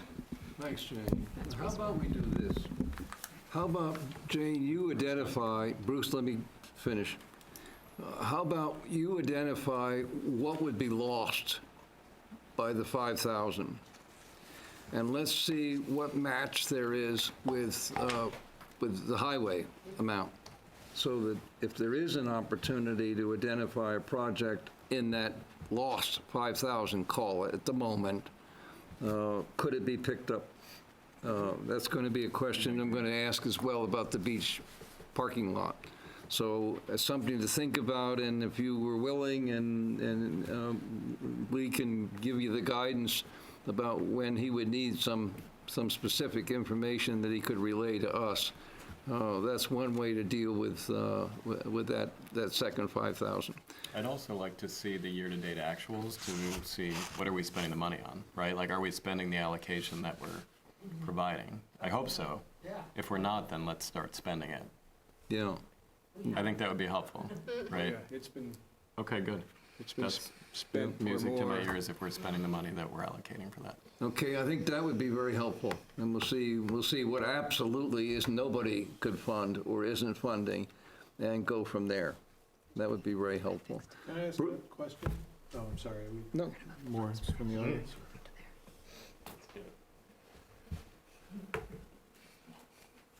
Bruce Nunziata, Falls Road. As you know, I'm not a member of the group. I agree with almost everything they say. They're just nicer than I am about how, and maybe because I've been dealing with this for a longer time. I do like a couple of things Lee has said, fix it first. Pretty much a logical way to move forward. But you also asked the question, what to decrease? If we have something we advocate for, where should we get the money? And the other day I sent you something, I suggested a 3-tier budget system, but basically I'm saying prioritize things and make safety first. So the answer, you answered your own question actually. Where do you get the money? From everything else. Safety should be first. Now I hear everybody's got a safety hook to hang their hat on here. But I'd be willing to debate anyone with actual facts, not anecdotal, as to where the most perilous place is in this town. Speeding traffic in a residential area with unprotected sidewalk, you know, is a formula for disaster. So I think it's a serious issue. And again, we all throw out the safety thing, but with this town's budget, I think we need to deal with data, hard facts, and let's put them on the table and see if this is safe or not. I agree with the thing very much, the theory very much, that this isn't just for vehicles. Our budget isn't intended. In the 1950s, maybe, everything was making roads for cars. But more and more towns are budgeting substantial amounts for pedestrians, you know, and without the money, without making sidewalks, you're really just, you know, you're not doing it. The other issue as far as safety is, for the years I've been coming here talking about it, people are always getting up, some here today and some, you know, years ago, and just kind of gave up on it. People don't feel safe. I mean, whether it's safe or not, and I think it isn't, I think it should register in your minds that you've got people in this town that are telling you they don't feel safe walking in the heart of the village. To me, that's problematic, right? You know, and I can tell you, I don't feel safe because I know I'm not. And one other thing I want to say, I understand the whole budget thing. One thing you got to say about the safety group and everything I've said, we've never asked for big ticket items. You've got a multi-million-dollar budget here, hundreds of thousands of dollars for things that under other conditions I might support, like a bike path. And we're like $5,000, you know, scraps to public safety in our key historic village. It just doesn't make sense to me. I don't think, you know, $5,000 is, you know, we're fighting over scraps on a life raft here. You've got a lot of money that you're devoting to other things. You could fix this thing once and for all. It may not be the most beautiful downtown the way it's imagined in town plans, but at least let people be safe. You know, for a drop in the bucket, you could do that. Thank you. Bruce. Appreciate it. My question, Lee, was, in your memo, you discussed 20,000 in the buildings and grounds section for bike and pedestrian. And then down in highway, you referenced 20,000 for sidewalk repair maintenance. So 40 for sidewalk. Right, the 20 in buildings and grounds would be for repairs to the Bay Park trail system. Okay. That are long overdue. That pays for certain equipment needed as well as the materials to do that work. All right. Thanks. I might just, Oh, I'm sorry, I didn't mean to interrupt. no, it was cutting me off. That's okay. Tom Zanotti. I do want to echo Bruce's comments, and I thought you were very civil. You did a very good job. The whole question of safety, I think, I really want to reemphasize that. I mean, again, pedestrian movement gets a really tiny quantity of our overall budget, and that's so important. This 10 grand was envisioned, that this being proposed to be cut out, was envisioned to take a very serious look at Upper Falls in particular, and the Marset Maplewood intersection. Those are places where there's a lot of movement and I think considerable risk to people. And what we were hoping for is that there would be a serious engineering look at what those needs are. We're not proposing any particular infrastructure with those kind of monies, but getting a really solid look at what does this town need to do to assure pedestrians can move safely within the village. You know, I think it's a necessary investment, and you're going to keep putting this damn thing off. And I am concerned that, as Bruce points out, and as I've pointed out in the past too, somebody's going to get hurt, man. And it's a lawsuit waiting to happen. I asked Jeff McBride, though, last week how he came up with the figure for the engineering study. Right. And he said, We acknowledge that. 5,000 there now, if you know, it's not final. I bet you guys could get an engineering study for about that, on that particular area. The $5 grand really was designated to address a speeding issue on Marset Road, that a radar speed sign. So that's, would eat up that $5,000 probably. So, you know, we don't have the answers, but if the town could make a decision to commit some sort of look at, okay, what would an engineering study look like for Upper Falls or the Marset Maplewood intersection? Those are really important parts of this town. They connect all sorts of neighborhoods to the core of our village. So I just, given how car-centric we are, maybe we can do a hell of a lot better, in my opinion. Thanks, Tom. Well, what Jane, I was thinking about is at Green Hill, the sorry situation there where there's no pad for that crosswalk. So when you think about needing sidewalk repairs or fresh built, that's certainly one of them. So my thinking is, if you could identify something like that, I'm not advocating for that specific item, but that's an item that would fit obviously well to what Lee has described, the scope of the item on sidewalks. And if we're able to double down and achieve something that you're interested in accomplishing, as well as Paul, and an overall set of priority locations, then I think that would be, I think we'd be able to do something about that other 5 if we stuck with the 5. That's all I'm suggesting. Bruce, you know, as usual, you make all the good sense in the world. There's no real answer to you except I wish we had more money to do more things. Yeah. I wish we had enough money to do what we have to do, Bruce. We can respect your opinion about the hazards and dangers of Falls Road. We have addressed them as a community in the last couple of years with some, I think, great success. Anybody who noticed the bollards being gone on Falls Road had to be thinking that they were really reassurance and a degree of safety that we were absent before they were put up. So I was sorry for one to see them taken down, because it laid bare just how bad that situation is. So I don't think we're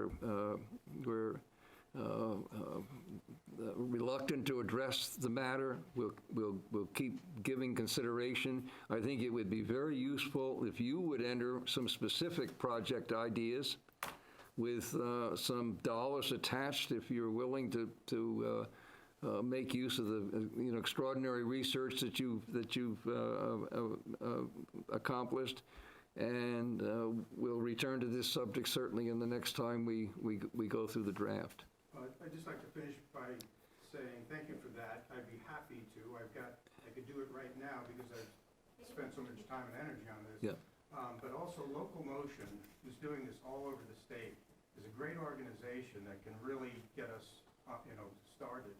And sometimes the best of engineering studies and so forth need a little modification. Sometimes you just got to do something, and some of the things are very modifiable and adjustable. So. Well, thanks. You could be a great help to us. Is there anyone else who would like to comment about this item? Hearing none, let's step through expenditures then from the top, Lee. Do you want to go back to the beginning? Yeah. I think we've addressed most of everybody's concerns that come. Mike, unless you got an item. Gail, open space we haven't addressed. Let's address open space. Open space is zeroed out. I would doubt very much there's anybody up at this table who's going to be comfortable with that decision. So There's one person. Yeah. That end. Yeah. Accepting the gentleman at the end who's proposed that. But it's in the spirit of understanding where our monies are best put in terms of maintaining assets that we already have. I think that was a point of considerable strength that he made. On the other hand, I think there are some of us who feel that this is also the best time to increase that fund for the likelihood that it's going to be expended in its entirety on any decent project coming up. It's no longer, I don't want to call it chump change, but it's no longer addressing what the likely demand is going to be for equity. When you think about that South Burlington, that recent package that was put together, I mean, that was 7 figures. And so I think we're going to trend more to that than we're going to trend to something that the existing 130 might cover. But please, Susan. Susan Meganberg, member of the Natural Resources and Conservation Committee and professional ecologist. I can't even pretend to imagine the mental gymnastics you all go through with this budget. But as I look at it and I'm listening to people, it seems to me there are things that are sort of short-term and possibly incremental, projects that can be completed incrementally, and then there's long-term projects or commitments that align with the town plan. And once a road is paved, it's irreversible. Once land is developed, it's irreversible. So taking you back to Pond Road again, you come down the hill, and on the left, you're trying to get a glimpse of Shelburne Pond, and there's the charming old white farmhouse and the red outbuildings, the bar farm. The Open Space Fund allowed us to work with other organizations to conserve that. So instead of seeing a bunch of houses and tucked into 10 acres of forest that protects the watershed of Shelburne Pond, you're seeing Vermont, right? So that's what the fund allows us to do. The fund is consistently supported by the majority of voters in town. This is a priority for people.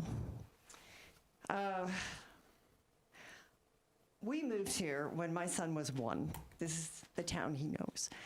And just a couple of weeks ago, he's 17 now, he came up to me and showed a picture that a friend had posted on Instagram or something.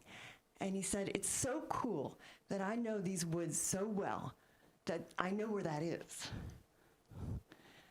The best gift we can give our kids, and a lot of us have kids in this room, is to try to keep Shelburne, the town they know, the town that they grew up in. And I intend to stay here, maybe the town that they'll come back to. And the Open Space Fund is part of that. I would also, I don't know, I'm shaking because this means a lot to me. I'd also like to just address, if I may right now, the CBC budget request, which I believe it was Jerry who came up with the idea to increase it from 500 to 2,500. So I just want to state that our committee, I believe, unanimously supported that. Thank you. Do you want to stay there? If you have more to say about that? I'm all set. Okay. So, thank you. Are you going to get it? No, I'm just going to sit. Remind folks who you are, Gail. I'm Gail Albert, Natural Resources Committee, and I just want to underline the emotion that Susan represented. I've given you most of our arguments for why the Open Space Fund is important, and I've heard the same arguments from all of you, and I recognize all the choices and decisions that you have to make. But I want to come back to something that Mary said earlier when you were talking about the highway and proposing a highway fund. The Open Space Fund is the model for what you're suggesting we do with the highway fund. It's basically a savings account so that we don't have to battle these budget issues every year in the same way. It's a savings account so that we can save towards the things that are really important to us. And by setting aside a small amount every year, we've succeeded. I actually did the math and left the page home. But you could add it up yourselves if you look at the amount of money that we've spent from town budgets. Excuse me, and the amount that we've been able to leverage with that little bit of money that we save every year. we lost Shelburne Point because we didn't have the millions of dollars to do that. And people in town still speak of that. So I don't want to take more time, but I want you to consider that when you're making your decision. And I hope that you'll sustain the kind of enthusiasm that I heard the other night when you practically did my presentation for me. Thank you, Gail. Any other comments? Mike? Sorry, Tom.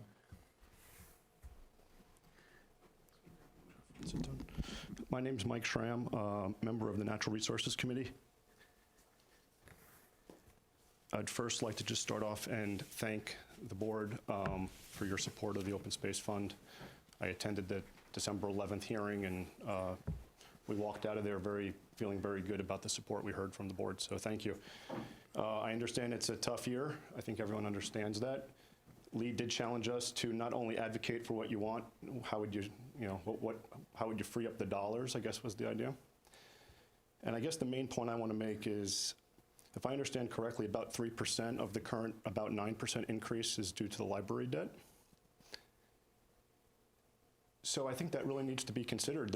We had a townwide vote for the library, and that had a significant impact. We went into that knowing that. So to now try to offset the library on the backs of other priorities seems doesn't seem like the right approach. So unfortunately, this may be a higher than typical percent increase year, but I think that was what was agreed to when folks approved the library. So that's really where I think you find the dollars. And we can't be shooting for the average, whatever the average increase is. I haven't done the research on that, but I think that would be interesting. What is the average annual tax rate increase for a period of time in Shelburne? I don't know. We're within that range now, Mike. Is it? Yeah. Yeah, really. So, I mean, if you take the position that the 3% is a given and an outlier, yeah. First of all, it doesn't repeat as badly as Peter can tell us next year. But if you take the position that it's an outlier and shouldn't take the air out of the room, for the full 3%. Right. And look at 8.885, you could in your mind approach this as 5.885, something along those lines. Right. If we were to reduce some and we ended up with an 8, the town might find it acceptable and understand that we have a 3% outlier that really bound us in against costs that are beyond our control. Mm-hmm. So when you add the costs that are beyond our control, you're at 5 there. I mean, you're just booked, at what might be a reasonable rate in total. Right. So it's a good point you're raising. We've all talked about it amongst ourselves, I mean, at home, I'm sure, and to ourselves, and Lee and Peter, we've all been talking about the approach that we might take and rationalize for the community. Well, great, because that certainly seems like it makes sense to me, and hopefully others too. I also want to just comment about Lee's note in his memo about there's no conservation projects on the horizon. The very nature of these projects is they're quick moving. The 385 acres that South Burlington Bread and Butter Farm were able to conserve happened very fast, to the point where the conservationists are trying to compete with the developers. So the fact that there's nothing on the horizon, I think, is I'm not sure how much that should weigh. These projects can come up very quick, and we want to be positioned to react. Well, the rationale for the fund was that you had monies when opportunities arose. Yep. So you weren't trying to guess opportunities, you were just ensuring that you had the means to deal with them. Right. So it sounds like I may be preaching to the choir. You understand my points. But, I hope that, again, I understand it's super tight, but hopefully there's some funds that can be allocated back to the Open Space Fund. So thank you, that's all. Can I ask a question, not to belabor the point, but didn't we vote wasn't it a ballot item last year to conserve it? Can't we do that again? And then everybody who comes to vote is, Yes, and I'm still in favor of that. So am I. Yes. And then we could sort of did we have it in the budget though last year, or did we? No, we had a separate warrant article. Well, Yeah, we had it as a separate warrant article, but I still the think we budget. also Yeah, had still it in the We budget. calculated it Yeah. as a, People Yeah. reaffirm their Right, commitment. Yeah, I think it's a Lee has made- customary ballot item, and there's Yeah. an expectation of the public that they're going to be asked to vote on the open space fund. So pulling it away, I don't think is the best decision for the community. Lee's made a very cogent argument for including it in budget. Yeah, there's a makes good argument sense. for that. Yeah, no, I'm not disagreeing with that.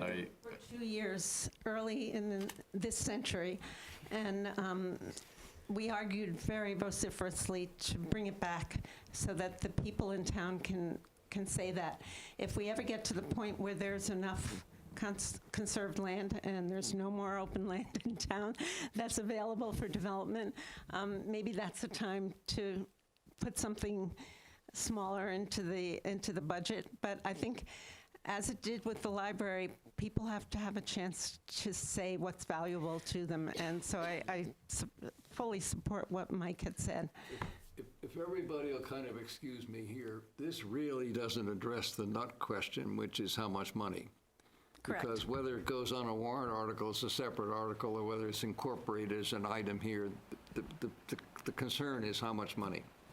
So it may be that when we decide on the money, we could have a further discussion about how to introduce the community to it, either in the general budget altogether or as a separate warrant article.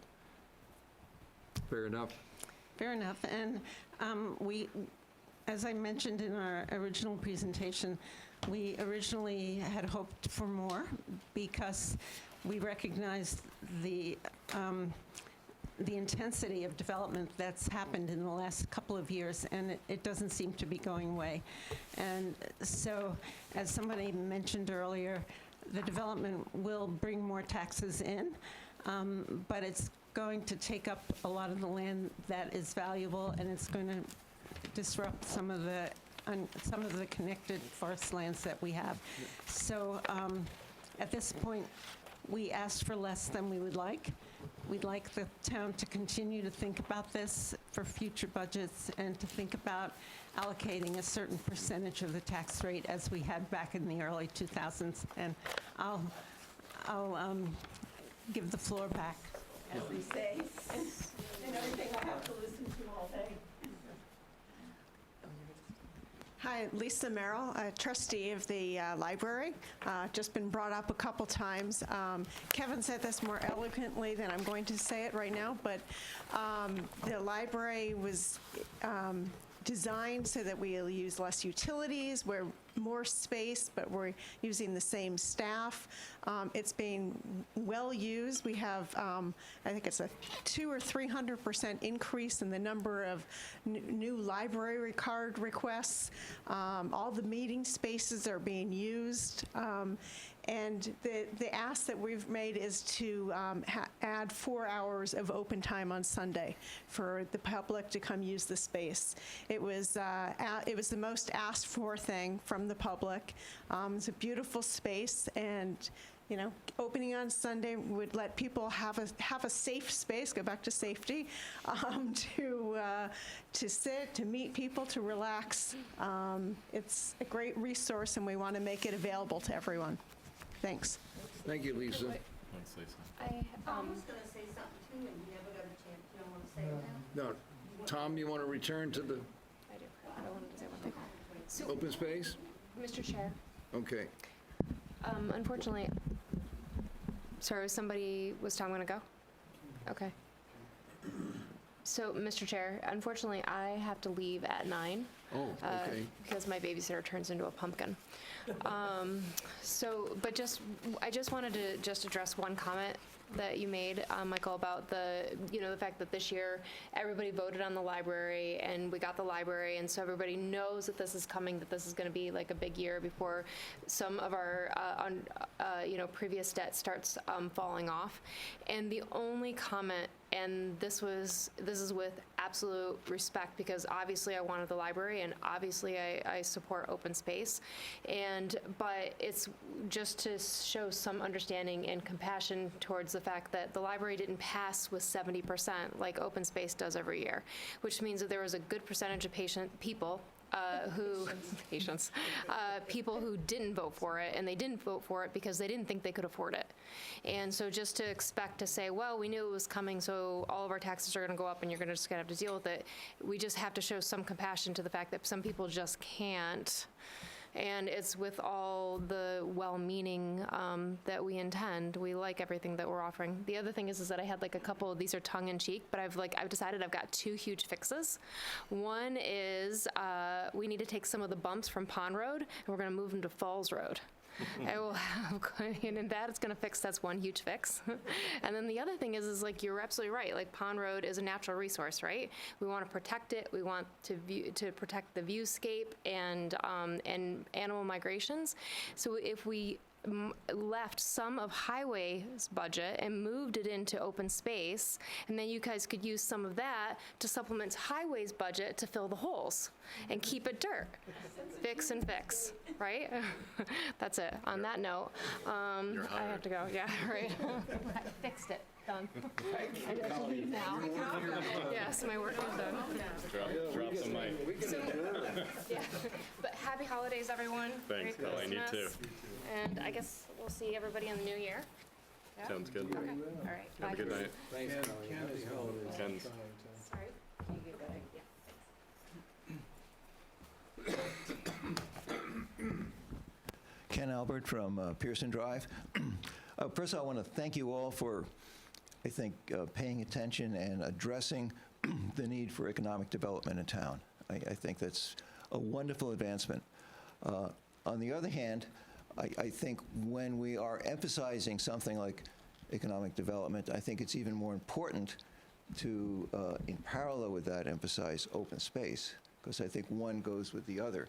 I mean, one of the magic of Shelburne is we're the kind of town that we do still, we have a vibrant economy. I think it could be better, and I think that's why we're paying attention.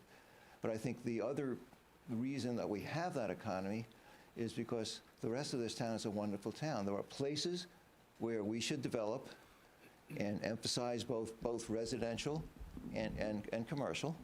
And I think there's also so much of the town that I think we as long-term, short-term residents, whatever it is, I think have a responsibility to make sure that we preserve what is feasible to preserve some of the most natural resources.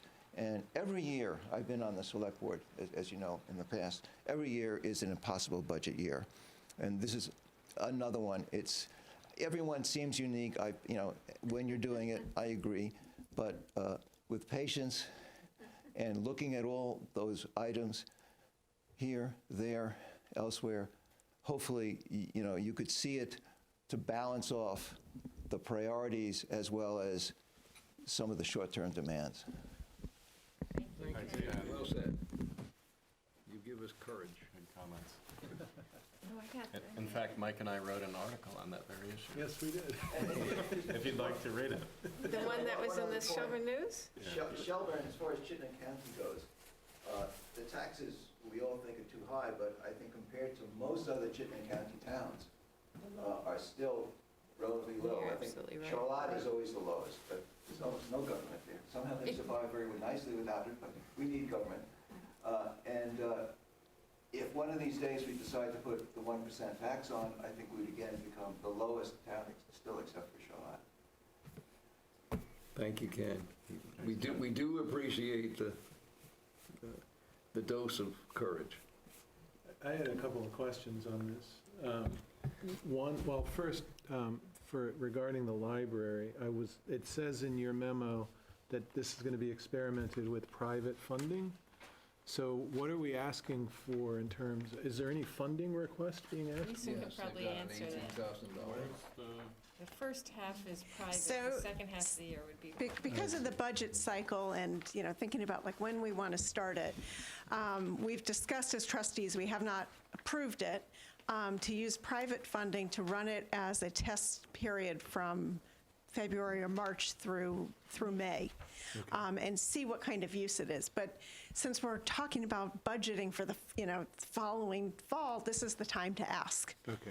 So it would be, we're asking for that to be part of the budget, but it's provisional. If it's not, well-used time, then, we would strike it from the budget. Thank you. And one clarification, it's 9 months of the year for Sundays, I didn't not see it in the excluding the line summer. Where would it live, in salaries, ultimately? No.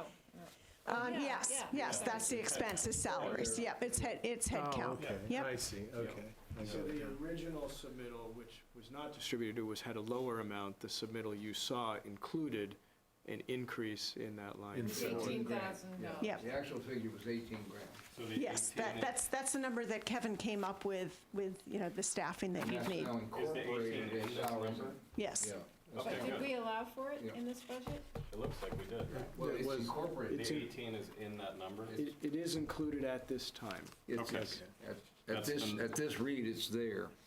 I believe so. 9.6% And I reflects just want to go on record to say I fully support it. I fully support having the library open on Sundays 9 months of the year. And that's because I believe most people who move to Shelburne because the schools are so good.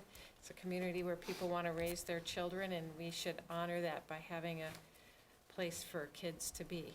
And it's Especially not just teenage kids. It's not just kids. It's And yeah. being used by lots of people. Yeah. It's kind of interesting. In the last month or so, I've had the opportunity to be in the library at different times of the day. And, I go, sometimes it's really quiet, but other times like, wow, look at all this activity. It's exciting. Well, at the moment, it's incorporated. Keep your fingers crossed. 18 was the number that we had initially. I've just got out of curiosity, Lisa, how do you pay people? How do we Do pay? you pay them benefits? Do you pay Through them? Peter. Yeah. Yes, we have 4 full-time employees, and they are paid benefits. And then we have a number of part-timers who are not. And then we have volunteers, and we've had an increase in the number of volunteers, and we're always, sort of adding to that. What I'm And using- curious is the town pays staff. Yes. But when you pay people out of private funds on a Sunday, are you paying benefits? Or are you just are you withholding? It'd be a How is part-time that? job. What's the mechanism? That I can't answer. Okay. I'm not sure. I mean, I would think it would go through regular payroll. But I bet Yeah. because it's a part-time job, Jerry, it's not a job with benefits. But it would go through our payroll? Well, but There's we probably want, just a- we- Say if they're working on a town facility, it probably should be a. There's some Yeah. kind of Yeah. transfer And we from, So certainly, you would send it to the town and there's a transfer Okay. from yeah. the trustees Okay. to whatever's. there hadn't been an explanation of that, and I'm glad you could provide one. Thank you. Okay. And it may depend who those staff are. If they're Yeah. existing staff who happen Exactly. to now be working Sunday, it Yeah. would be part of a regular Additional system. hours. Yeah, Kevin said he likes to, when the library's open, at a minimum, he wants 1 full-time employee there and 2 part-time employees. Just, sort of the safety and the know-how of the building. And so if you were open 9 months of the year on Sundays, you would have 3 employees there, and that only increases the budget by 18,000. That was Kevin's calculation. It looked, at rough glance, it looked reasonable to me. Okay, all right, thanks, Lisa. Yep. Thanks, Lisa. Is there anyone else who would like to make a comment about an item before we start? Yes, Sarah?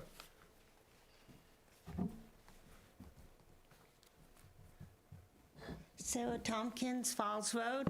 I like the fact that the Select Board is thinking of us working people, because when you talk about a 9% increase in the property tax, you've got to remember there are some of us who work for a living and we don't, make a lot of money, and you're actually almost pushing the working people out of Shelburne. And I'm really glad that you're looking at that tax rate and looking at the rest of us. Because not all of us are in big paying jobs, and we, don't get paid as much as some of you do. And so I just think it's important that you keep in mind that not all of us have the money, and 9% is a big increase. when you figure out all the other stuff. My health insurance went up 10.6% this year.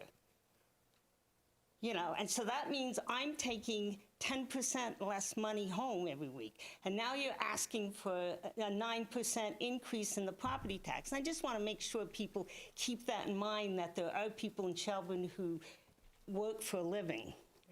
Thank you, Sarah. Well, in a sense, when I commented that Ken is giving us courage, I think to a person, we probably feel a personal tragedy at these numbers, and no one has said that's a part of the job. No one has said, well, you must be interested in running because you want to minimize, tax rates. It just seems to come with the territory. You seem to feel an extraordinary responsibility to tax as little as needed to meet the critical needs of the community.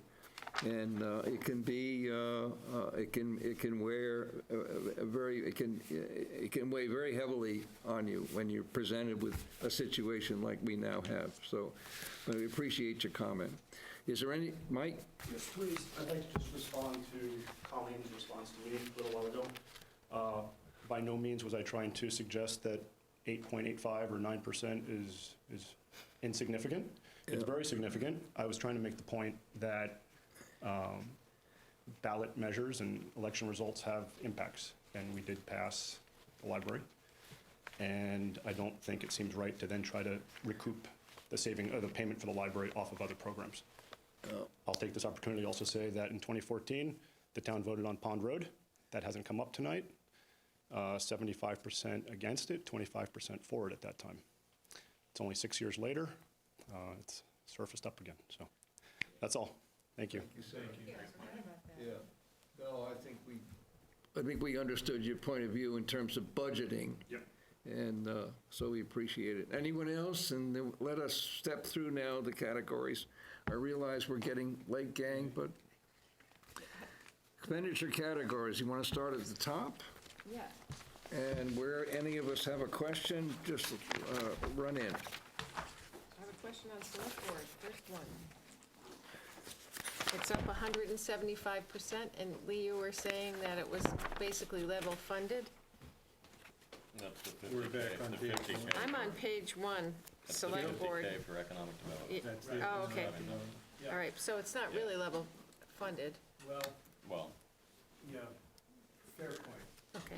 Strictly speaking, the select board expenses in the separate category is essentially level funded, but it does include a new line item for 50,000. It's a placeholder.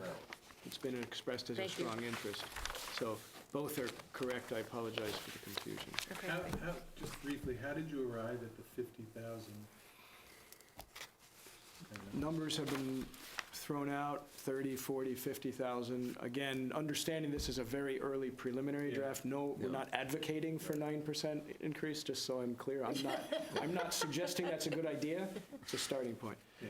So I picked a number because if we were going to hire a person, there are very real costs, and you don't do that for $20 an hour, no benefits. Yeah, no, I think that's So it's simply a number out of the hat. There's no magic to it. Well, I think if you and Jamie are willing to spend some time between now and our next meeting with some suggestions of either what we would do with that level of funding, or what level of funding we need to do what you best recommend, that would be very helpful. The idea was to get an amount in budget that we could, so. And of course, in theory, if that budgeted item is to employ someone to increase economic development in Shelburne, theoretically, that person pays for themselves. We hope, yeah, that's the Pretty idea. pretty Yeah. soon. start to see that revenue. So And I want to just quickly interject, Sarah, in defense of Lee. If we granted every request that came in last week when we had the budget hearings, Peter did a down and dirty calculation that the tax rate increase would be 20%. So this has been a process of Winnowing. compressing. If everything were funded Yeah. straight line 1 year.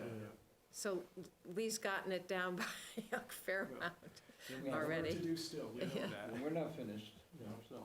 But I just want to No, you make a good point. I just was, Sure. So would you two with, We can, yeah, I working guess with I Mary would ask, and Lee? An easy way to do it might be to ask Colchester, like, if they're willing to share what their Oh, yeah. ED Yeah. head count, Yep, fully Okay. burdened is, then let's just use that as a plug. She is full-time, right? she is full-time. Okay. So, yeah, can we do excellent. that? Sure, Okay. yep. Done. Thank you. Instead Any of creating new other- projects, let's just, Any other questions on the first page of expenditure categories?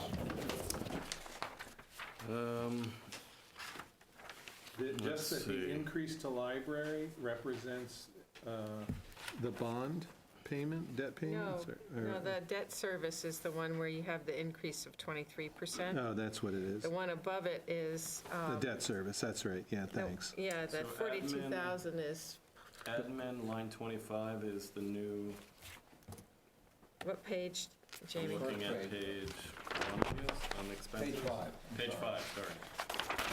Bottom right corner Yeah. shows the page number. Admin, line 25, computer hardware, where that's the new investment in computers, We're correct? continuing to upgrade Good. On systems. some kind of And also, cycle. we're hopefully about to implement a much more robust cloud backup system that would give us disaster recovery capability that we do not presently have. If you follow the cyber news, as I do, at least 3 major cities in the last 6 to 8 months have been hit with major cyber Yeah. attacks. That's, in some cases, cost them millions to That's deal true. with. We're Yeah, not a big agreed. city, Yeah. but we're looking to be more protective of our systems. Mm-hmm. And we understand elections, just. Yep, elections by are the- 3, by the that's schedule. what's driving the. Just to, sorry, the cybersecurity, is that a yearly cost? I got the impression from one of your comments that it was going to be a recurring cost. So there are 2 pieces to that, and the initial estimates we had were something on the order of $8,000 for a piece of hardware, plus a monthly fee for the backup and disaster recovery. The new estimate we have is under $1,000 for the hardware, and then it's round numbers $500 a month, which becomes a forever fee, really, for infinite backups and, again, disaster recovery. If we had to back up from what we have now, it's like you or I might have an external hard drive with our data, but it doesn't restore the system. So you're down for some period of time. We are told that if we did get hit with a cyber attack, we could flip over to this device and essentially be a virtual server and be back up in a day. And if that failed, there's the cloud-based virtual server. So we're looking at a multi-tiered approach to be smarter about what we do, because so much of what happens here is actually done on computer, whether it's simple things like my memos to you, Peter's finance work, payroll. Imagine everything these days in an office So you is, have that cyber. that's all baked into in line here. 26. It's all baked Okay, into you here. have it in there, good. Yep. And 38, Peter, would include workers' comp, right? Yes. 38, yep. Okay, any other The questions increase in workers' on page 5? Page 6? I do have a question on number, it's between 19 and 20. Enforcement and special assistance, a $2,000 item, and I'm not sure what that's for. Yeah, that's, Is that to take up the... that's a request that's made. I'm not convinced it's necessary. Which line? It's between 19 and 20. It's actually something that I Enforcement. would suggest we take out, but it's a remnant in here that I missed. I would have taken it Oh, out in okay. this draft had I. It looks like it should, yeah. Okay. In assessing, I have a question on why are the benefits so high in assessing, line 25? That's a good one, and it looks like assessing's going up almost 30%, but that is fully funded by the reappraisal fund, so that reflects the additional cost addition. of Courtney, who you met at a recent Right. meeting. And But that so- is funded off the books through the reappraisal fund. So that's not on the revenue side? So it's offset on the, Is It's it- offset on Is the it revenue. reflected in the revenue? it should Yeah. be. Yes. I'm sure Okay, it good. is. Okay, but is that the ratio, Peter? If salaries go up by 50, the benefits go up 10? Yeah, I mean, it's based on the employee profile, so I'd have to look at it. And Okay. she's not full-time, It's not, right? Yeah, it's it not a is. huge Right, increase No, from it's last not. She year is a either, Jared. part-time employee, Yeah. so. Yeah. Look at the increase from last year. It's not very big when you compare it to the increase in the salary. actually. No, that's what I'm trying to organize in my mind, what the ratio of benefit increase to salary increase is. That's what I'm asking. Yeah. Whether it was, okay. And my last one was number 42, and that was a matter that we've now been That was the, sort of discussing. the proposal for equipment and materials to fix the Bay Park Trail system. Yeah. And that would Can we reflect- fix it without buying a new equipment? I mean, Well, is that a reasonable possibility? No, it's a very fair question. The challenge is access. If you need All to right. haul boatloads of stone and culverts and other materials, we can't drive a truck in there, and we don't have... Could we rent? So the It's a- 10K is for that gator? It's for more than the gator, I think. So It's in his explanation Yeah, so on the- buildings and grounds. It's a fair question, could it be rented? The other aspect of that is the Parks and Rec They want to, could use right. that device also. Could also Right, get and somebody building and out. maintenance were the ones who requested it initially. Is it out of their budget? It is proposed here. Okay, so it's. So the theory is, if this were approved, 10 grand for gator and equipment, and then 10,000 transfer from the Bay Park Fund to help pay for that, for the materials and the work to be Okay. performed. The Bay Park Fund is a new term to me. So we receive money from mooring fees that the harbor master manages, and that department typically generates a surplus. And the way I understand that's been crafted is the surplus gets put away into the Bay Park Reserve Fund for maintenance of that area. And so there is money in that fund that we could transfer for this purpose. So Bay Park, I think, is a pretty important part of Shelburne. I think it gets a real lot of use by probably more than just Shelburne residents.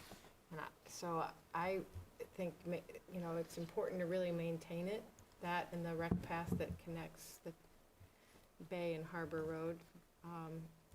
So support it. What else is in the 10K, though? The 10K increase, it's the gator plus what? So Tools, materials. it's gator and some Tools. tools, and then the other 10 supplements for the materials needed to do the work. If it didn't take all 10, we wouldn't spend it, but... But I'm assuming you're going to have to cart the gator around. You're not going to drive it to site, right? So you're going to need a trailer, is that, or do we have? is There's that- no proposal for that, So it's just the machine itself? Isn't it like a four-wheeler? essentially. Yeah, Mm-hmm. an elaborate Yeah, four-wheeler. a souped-up four-wheeler. Robust, I mean, a Yeah. heavy. It might be a good idea also if, I'm just thinking if somebody were to get hurt on the Bay Park Trail or, To Being- get that. Rescue value. I don't know, does rescue have any kind of vehicle or the fire department? And the, None of us do, and having experience with that, having been on a hiker rescue, typically in those cases, you'd need a much longer one, a six-wheeler that could handle a Stokes litter. If you're actually going to, the good news here is, in any of these trails, we're not too far from a road. Yeah, so you could Tie carry haul, some. you're a half mile either way. Yeah, You can do a carry on a flat trail. If you're coming out of the mountains, it's a whole different true. ballgame. Can I just make a kind of procedural side note? Like the bikes and ped and the sidewalk, I was sort of surprised by that. And it would have been nice on a week ago to kind of get a sense that was coming. Because these are things that are near and dear to me. Yep. So, I tried to get the parties together to do a more collaborative presentation generally, so that we could look at bike ped trails, open space, All in together. a more Yeah. holistic manner. Maybe next year I'll be able to so, help Mike, that do you happen. think something's missing on the? no, but, for instance, I have no doubt that the Bay Road path and the tie need work, but that's something that I would like to see kind of scoped to get not just immediate kinds of work, but like what are we looking at in terms of long-term repair and maintenance, I mean, particularly in the spring, you can see when it really needs work, that it struggles to keep up with the kind of, traffic it Use gets. and the weather. And the right? weather. Especially as you come out onto Harbor Road for the, And it's not just that, there's a lot of trails, there are more trails all the time in town. It'd be nice to think systematically about what are we gonna do about maintenance of these. So, Yeah, I mean, this is a good start. Yeah, Right. I also like the idea of the 10K for the capital projects, which we're hoping will build up some kind of fund. over time. Some of the argument for a new vehicle, a new piece of equipment might be its utility in other areas, to rec, to some open space maintenance that we discussed. And so, okay. I know it may not be budget, but I would like to seriously consider looking at the old library and whether it might be Oh, yeah, you an want to sell option it, to. right? What do you think? I mean, it may be controversial, right? Right, But I forgot to check with. I think Jane. we're underfunding this, right? You're gonna get to a point where something Yeah. That's becomes a major liability. So So, my plan is to ask the clerks to look at the land records just to see if there's any deed restrictions. What's the big Yes. question? On that. Yeah. We were approached by members of the Pearson descendants at the grand opening who expressed some interest in bringing it back into the family, shall we say. so speaking of clerks, where did we land on the clerk Raise. salary discussion? Is There that are no executive parity session increases at all, material, or are we, right? so there are no, And we have not had the discussion about the town clerk, which is a follow-on from last year. Right, so I have a conversation tomorrow with the clerks about this question. As you know, Jerry, the assistant clerks were very concerned last year Yes. about their relative salaries. You granted an increase above COLA last year to the town clerk. yes. And that's one of those interesting little sidelines, because, We also increased the assistant clerks yes, we did. last year. We did. Yeah.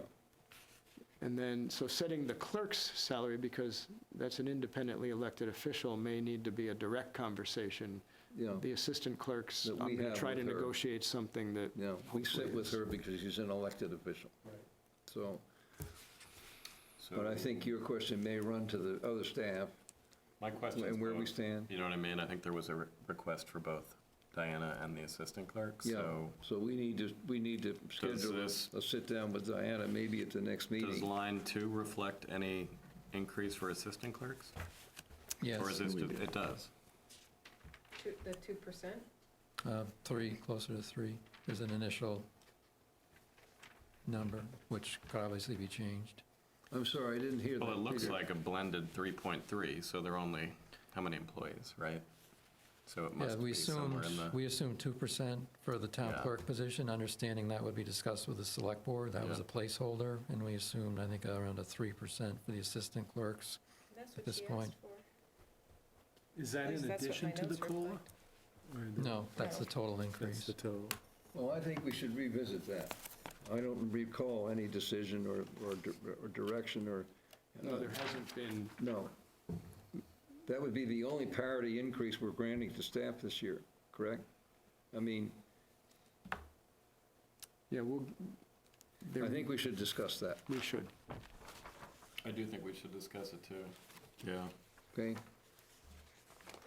When, now? No, we can't do it now. This is, I mean, Christmas Eve, that's next week. Have fun with that.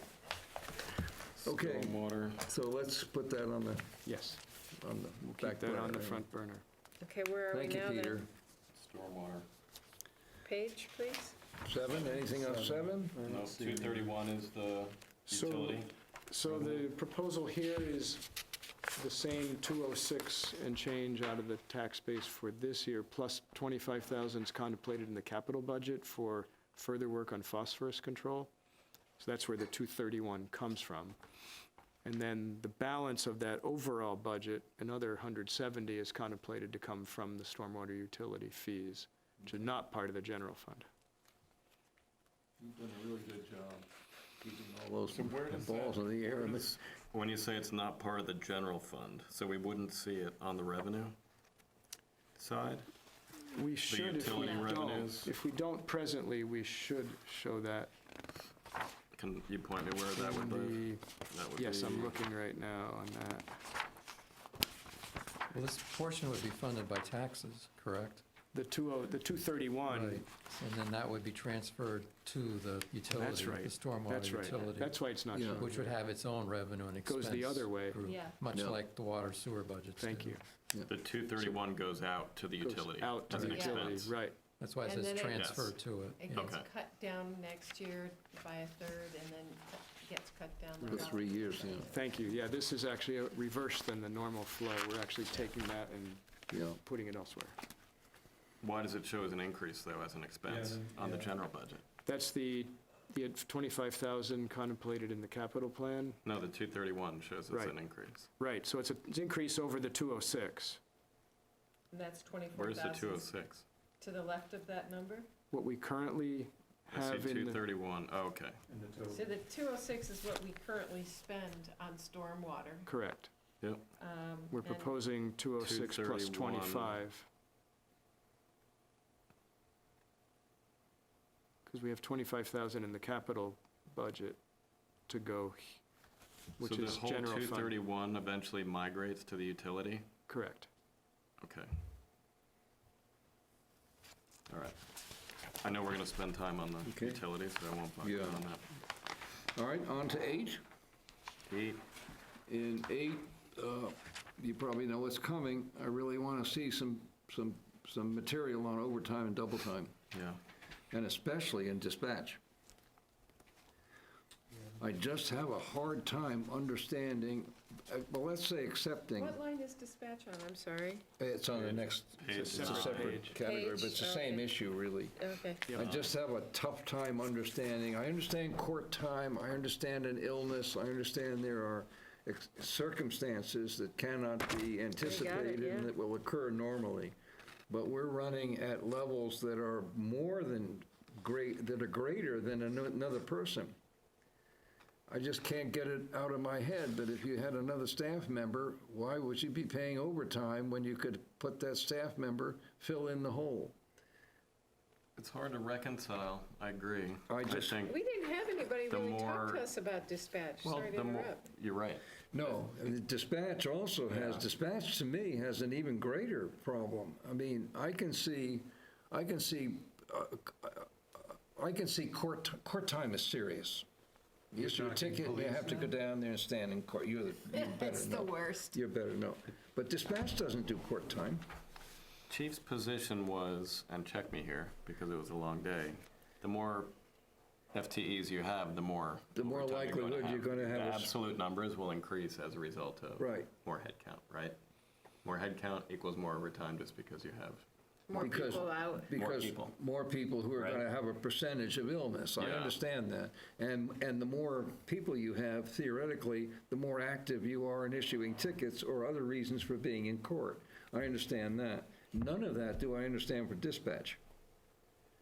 And I think this is just a serious, I've got a serious Something problem. going on there. Hmm? There's something, seems like there's something's, something. yeah, I agree, it's not They should being, come in next meeting and provide us with some information ahead of time about how this is calculated, what the experience has been, and whether we shouldn't put a ceiling on overtime and they recover their remaining cost in the year from another item, right?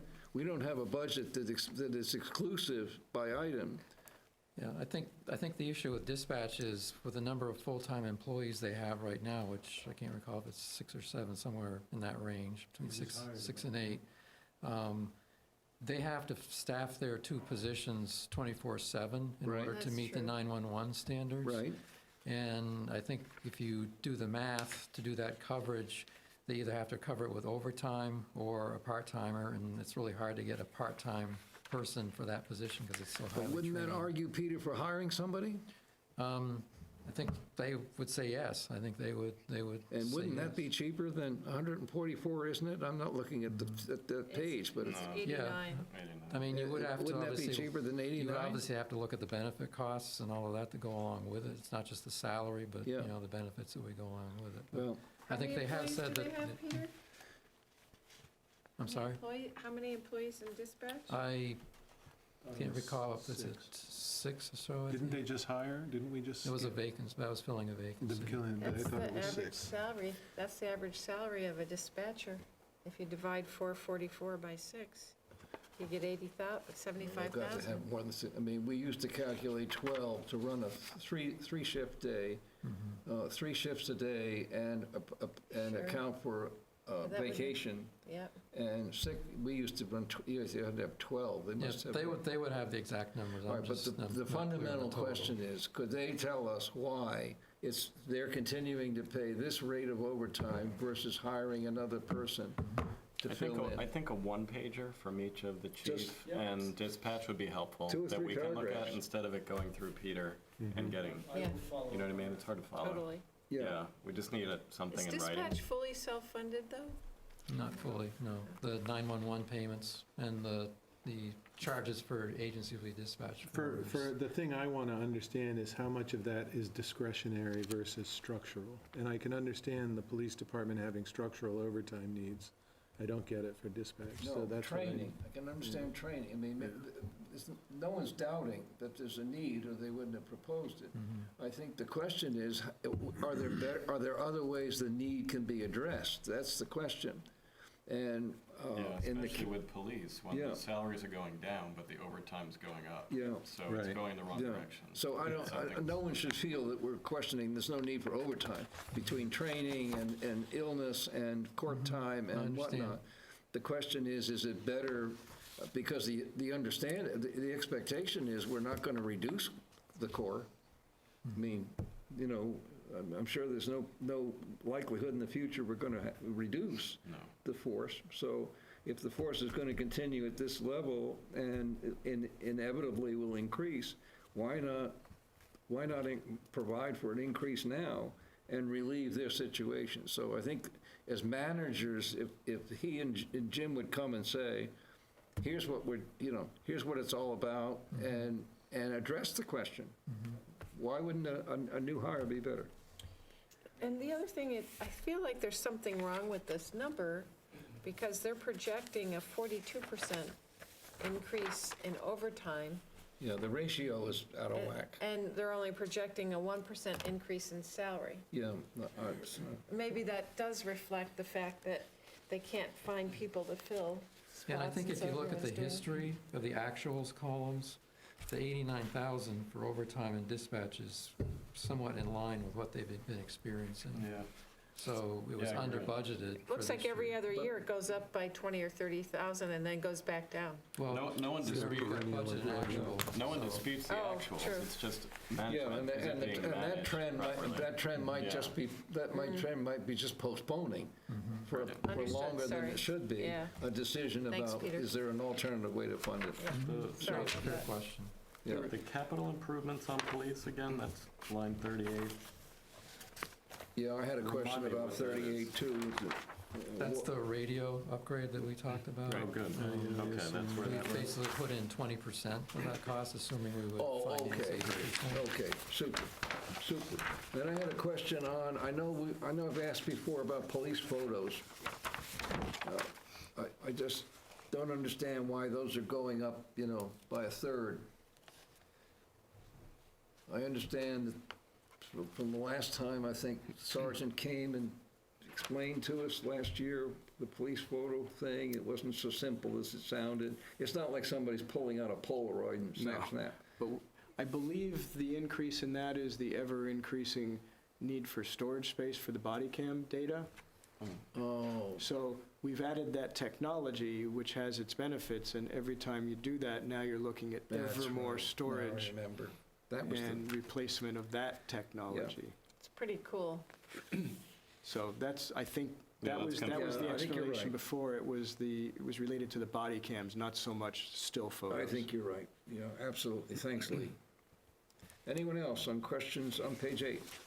The maintenance, the computer, the 2,300, when you gave the original. What line? Sorry, 36. 36. Thank you. Just out of curiosity, you were calculating in your original estimate for this service, was that including police, or is this now a separate No, they have a whole separate, system? more secure system that runs through the state. Okay. So they have a whole separate email system, whole separate I'm sure. computing access system. So the cloud storage, the protective storage would not include them? I don't believe that's been contemplated because they're so separate. I mean, literally and figuratively firewalls between them and any other part of our computer networks. Oh, okay. Well, that'd be understandable, So the they're- confidentialities and, Right. okay.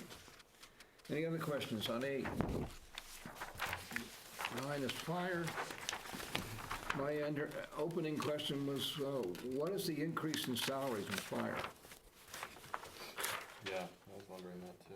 Oh, he had it in his thing here.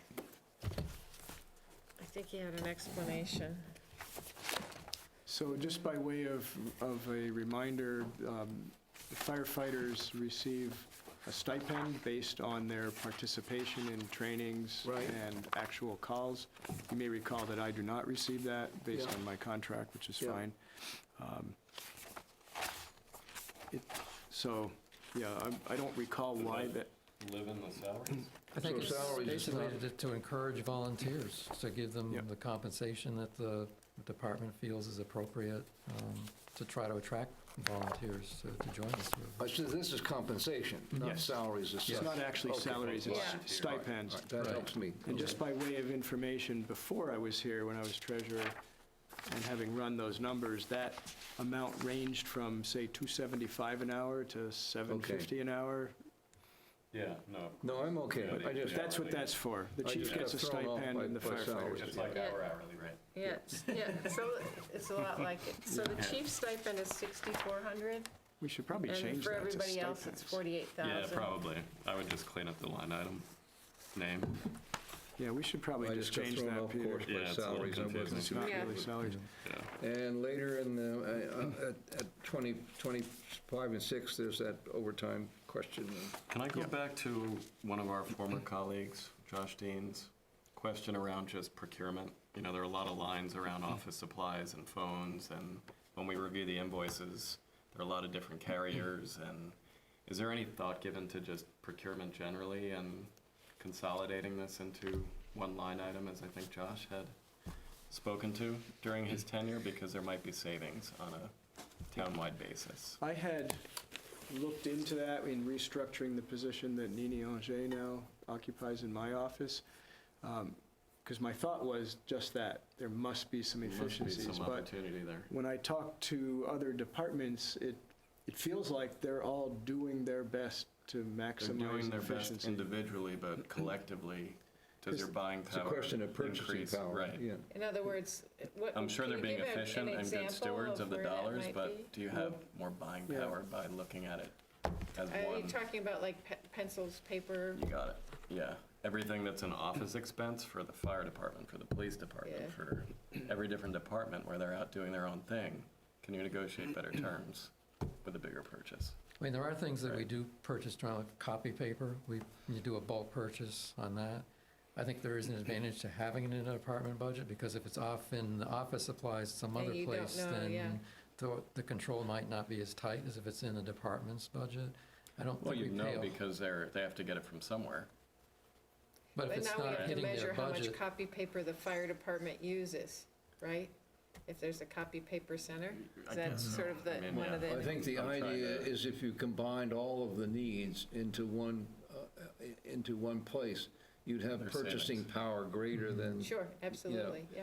But it turns out, we've all read these invoices, and there is a surprising variety to even office supply, what would be considered office supply. There's the famous example for me of the pens for the police, the certain kind of pens they have that write in bad weather. I just raise it, we don't have to solve it now. I think Yeah. it's something we should It's a seriously fair- look at, we and not raised it just, also in not just terms do of- it this way because we've done it this way for a We long raised it time. also in terms of local purchase. Okay, Yeah. we'll keep moving. No, I agree with the concept. Yeah, we talked about it, that meeting you missed, we talked about it in terms of local purchase. Yeah, Same- exactly. same Is all the You can tie gas a lot of bought- things into it. Is all the gas bought from one place at like the highway department or? My understanding is we all buy it at the pump locally, because we don't want to have storage tanks, which creates sure. its own much greater liability Yes. than paying the pump price. We have a Thank you. diesel We do storage have- tank at the highway garage, but Yeah, as they far have as regular diesel down there. gasoline, no, that's Yeah. all purchased at That's the all. stations Yeah. in town. That's Yeah. a place where you might be able to get We some have a, Maybe, we have an right. account, though. I Yeah. did sign, Mhm. yeah. Right, for both the mobile station and Okay. what used to be the Citgo. yeah. So we're on page 10? We're on We're still page on 10, nine. and we're rounding the corner to open space. I think it's probably fairly obvious. Understood. It'll be different from zero, And I knew that. yeah. Yeah. And, I do think there could be value in considering a match to encourage some private fundraising to help increase their buying power, if you will, but yeah, but I'm not so sure that's a budgetary matter as much as it is an operational. I mean, we could do that independent of budget.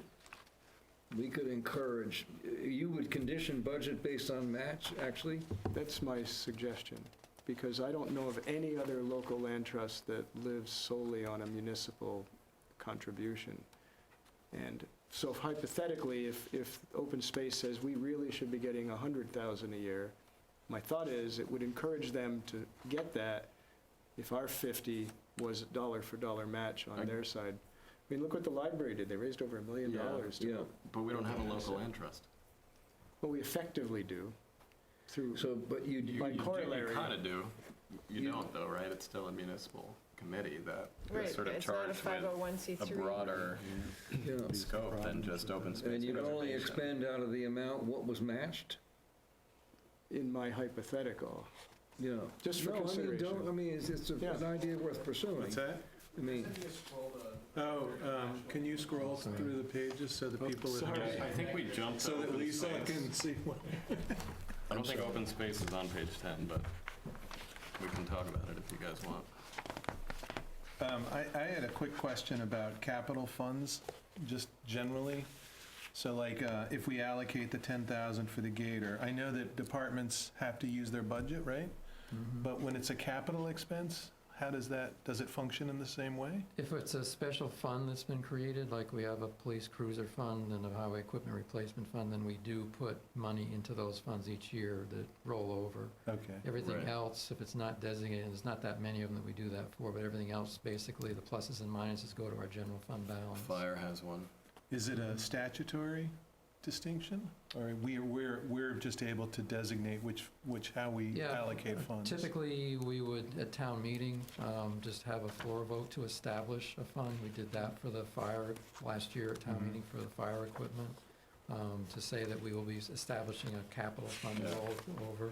We did it for Shelburne Rescue to designate that their revenues would go into an ambulance fund, not to be used. I think as part of our overall budget review, it'd be good for us to see the account balances in all these separate accounts, even though it's a point in time. No, It'd I be good just agree.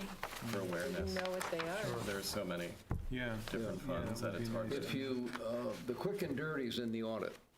It is. Yeah, you You're have right. to I mean, the slog numbers, through. it is a slog You through. It'd be have to nice on one slog through page as part of Page this. after page, but the quick and dirty's in the audit. It's in the financials. It'll show So you. where are we on this review? Page 10. We're on 10, and I'm about to introduce one more item, which is, I think, the beach parking lot ought to be paved out of the paving that shows here on 10, number 10.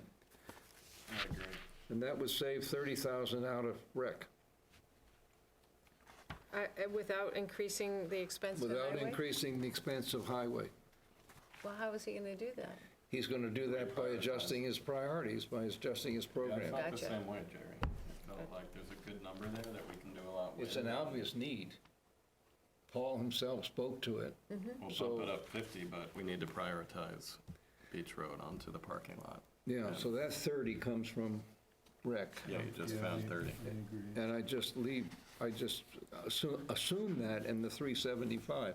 If, as we get along, you feel we should only absorb 20 of it there, Mary, Well- and we would add 10 and make it 385, you see what I'm saying? Yeah, I Yeah. would do at least that, because I just, Okay, but because I first know go that through, let's Paul would pull tell it you out this of is rec. the amount of money we need just to keep our Yeah. roads from No, he's got an absolute deteriorating. program which Yeah. could be described as healthy in terms of paving. Yes. Sure, Yep. And he's got Our an roads issue, are he's got an, above par. yes, the health is, there are probably other words, exceptional, as of course here Shelburne is. But the other problem is that the asphalt costs are going to go up again, and that's the driver. My thought is if we're together and say to Lee and Peter, we think it ought to be pulled from rec, and it ought to be incorporated in highway. At some amount. Some amount. Where is it in rec? I'd do 385. It's down, I put a circle Line around it. 26, under Parks and Rec. 26, gotcha. Yeah, it's 26 in rec. So we're all, What we all page is okay on that? What page is On it? page 12. Thank you. 26, yeah. I like that suggestion. So we're taking this out of Parks and Rec all together, right? And making it a part of. Highway and. Highway at the moment, in some amount, number 10. Got it. Then we'd obviously have to explain to Paul why we've done that, but my sense is that's just got us a lot, he's going to do Bacon, Baker. Yeah. And it may make it just as much sense to extend Baker into the parking lot. So he may feel it's an acceptable priority without affecting his money. We'd have to go back You and mean see. beach? Yeah. Beach Road. Not Bacon. Yeah, Okay. Beach, I'm sorry. I knew what he was talking Beach, Bacon, Baker. I'm sorry. He said it Yes, he three clearly different ways. feels that if we were going to do it, it's much more cost-effective to do the whole road and not He may just accept it the whole, parking but we'll lot. find out, we'll ask him. Yeah. Okay. Okay, good. I did ask him just, what about chip sealing the parking lot, just because that's come up. Yeah, But he felt for such a very small amount, it was hardly worth the difference. savings. yeah. They don't Do it right. They don't plow it, so, it's got a better maintenance profile. So anyway, all right, 10 on to 11. I had a question about, I love Ernie too, but I'm sorry? I didn't understand. I didn't Increase in understand what salary. the salary increase in 33 was. I wondered too. Same, because the message we got from Stuart was, we're level funded, we're not asking for Yeah, anything. that was very new to me. I Yeah. mean, what is the increase for For a worker, Ernie. yeah. So the thought there, which again, understanding may not fly, was that trying to adjust the salaries to be a little more even with other similar positions and recognizing that Ernie isn't, and I don't use this word negatively or pejoratively, he's not just a laborer, he does perform a number of management duties, and this summer, he was actually getting paid less than the guy who worked for him. So we were trying to just adjust those. He was paid less than for his assistant? What happened was, we had a disability situation, so he ended up borrowing one of the highway guys who actually would like to now be a cemetery worker and not necessarily a highway guy year-round. Yeah, So we ended up in a peculiar situation, temporary or otherwise, where the supervisor was getting paid less than the person he was supervising. all right, but that's a separate matter from aligning this position with others in the town and calling it management. Well, I'm using that word somewhat Right. loosely, because clearly So there are they typically do a good job, two- but I'm not trying to equate Ernie's position with other. How much of an increase was it? It's a We can 20 see it. It's For a Ernie. 7,000. No, this is a total, I mean, how much was it for Ernie? Wait, is this one employee or multiple? Two. This is two. Yeah, Okay. I'd have to give you the percent. well, maybe you could, come back and We'll give come us back with a. more Is Ernie a specifics. full-time worker? No, No, just he, Seasonal. it's a seasonal. Yeah. Do you know the percentage between the two in this figure? So is it like 70/30 or something? Yeah, I'd have to. All right. We'll come That's back. okay. Yeah, I think, Give us let's an look at the item. breakdown on that Yep. next time. That was, anybody else with a question on 11? Fair question. So rescue, I did wonder about medical supplies. I think they were talking to us about that, but was that what they were talking about on? a What's week your ago? question? It goes, That were up, it's flat. it's completely flat. Medical supplies, or, oh, I'm sorry, I keep missing up my lines. Is that benefits? Benefits, Sorry, yeah. my bad. Yeah, My bad. Thank you. it's all right. It's getting late. Yeah. That's my excuse. And I have are we all on to 12? On to 12. Okay. I had a question about library salaries too, as to why they approach 10%. Because of the, Is that adding that's the, the addition of the Yeah. 18? that's what I would imagine. I mean, That's what I otherwise, we're assumed, too. proposing COLA Okay. for those. I Yeah. just wanted to be sure. Yeah. I figured, but Um, I'm glad it's in the budget so far. Me too. Yeah, I'm happy to see I that. think it's good news, too. okay, and 13? I was surprised you cut CCP, the Regional Planning Commission. Where's that? Item 18. CCRPC. I don't, No, no, no, it's flat, it's just flat, it's the same, Page 13, 1,200. line 19. Oh, I see. Oh, no, it went down a little. No. actually. No, you're wrong. did we actually wrong. get a, Regional plan, yeah, they give Yeah, us the they put number. down. so they give us the number. Well, and- Was it Double check, but- reduced from last year? Went That's down. provided by them. Oh, okay. Must be that Williston And the county tax sales went up? tax. Thanks, Charlie. County $1 million. tax is a crapshoot. Yeah, you don't have any They hold a control hearing over and they it. tell you what it's gonna be. Right. and We we're just- don't have that number The yet same is either. true for CCTA, yes? Okay. Yes. CCTA, yeah. Although, I think we're gonna be in good shape with what is now GMTA. Having been sitting through a budget discussion this morning, I think. Oh, great. I think we're gonna be in good shape, Well, that'll be good. and this appears to be a real number. And you're doing okay with your transition of medical? It's remarkable. Yeah, It's going remarkably that's smoothly. super. I mean, that was something I didn't mention and probably should have in my initial should be. presentation, Yeah. but as you all know, we researched it, we proposed the switch to MVP, we tried to make the case gently but clearly with staff, and I think most people got it, that we're providing the same or better coverage and saving the town close to $100,000 compared to staying with Blue Cross. And the understanding that if there was a strong sentiment to stay, that was likely going to include some pretty dramatic changes in shared premiums. And when you run through the benefits and run through the costs, and we talked to other entities that use MVP, we made available the search process so people could see if their providers are in the network. And Well, you've done a really good job on that, Lee. I mean, you've, That's a big move. you too, Yeah. Peter, you've really done a super job with that. Yeah, We're in think you'll find you transition like now, so MVP. that's where yeah, the I had challenge it comes in. before, and Me it was too. perfectly I fine. had and- both. But I and- think we made the case clearly, tactfully, and informatively, and Well, we're really happy So to far, hear so that. good. I think you've done a super job with that. It kind of makes the point, Peter, doesn't it, 15, when you see $1 million print?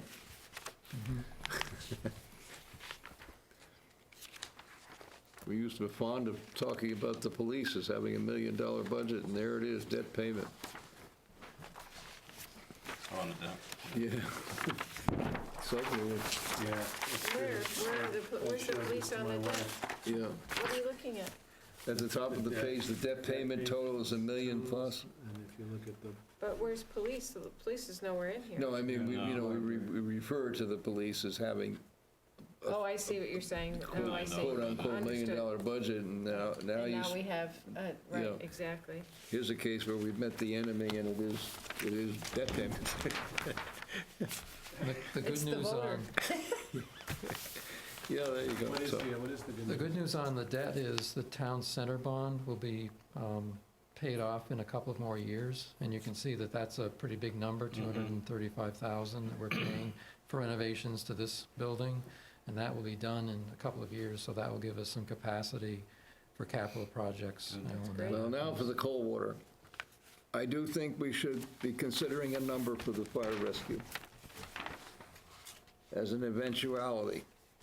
One way or the other, we're going to have to come to some decision about likelihood, and because it's going to be a budget matter in this document. the And we have property to- matter you're referring Yeah, to. the land purchase. I wasn't sure Yeah. how to think about that, yeah, so I wasn't sure what to say. So Yeah. how do we I think sort of about thought about it at similar As I do to the open space fund, it's a separate It's a ballot bond item issue. that is a one-off. It would have to be. for But that it's going to amount. affect tax rate big time. Big And I- time. Yeah, That would be and a I bond think, issue. I agree, it's Yeah. going to have to be. It's a separate item altogether. In fact, it's Yeah. going to be 6 months later than town And I meeting. think we should do some, some marketing of it so that people know, if you pass this, this is what it's gonna do to your tax rate. Well, that's what we would do in the warrant article. Yeah. Like, remember we did last time, we would add the information that this will increase, but for our purposes, we can't just add it on when it comes. we have to know what it We need is, to and we have to- anticipate something.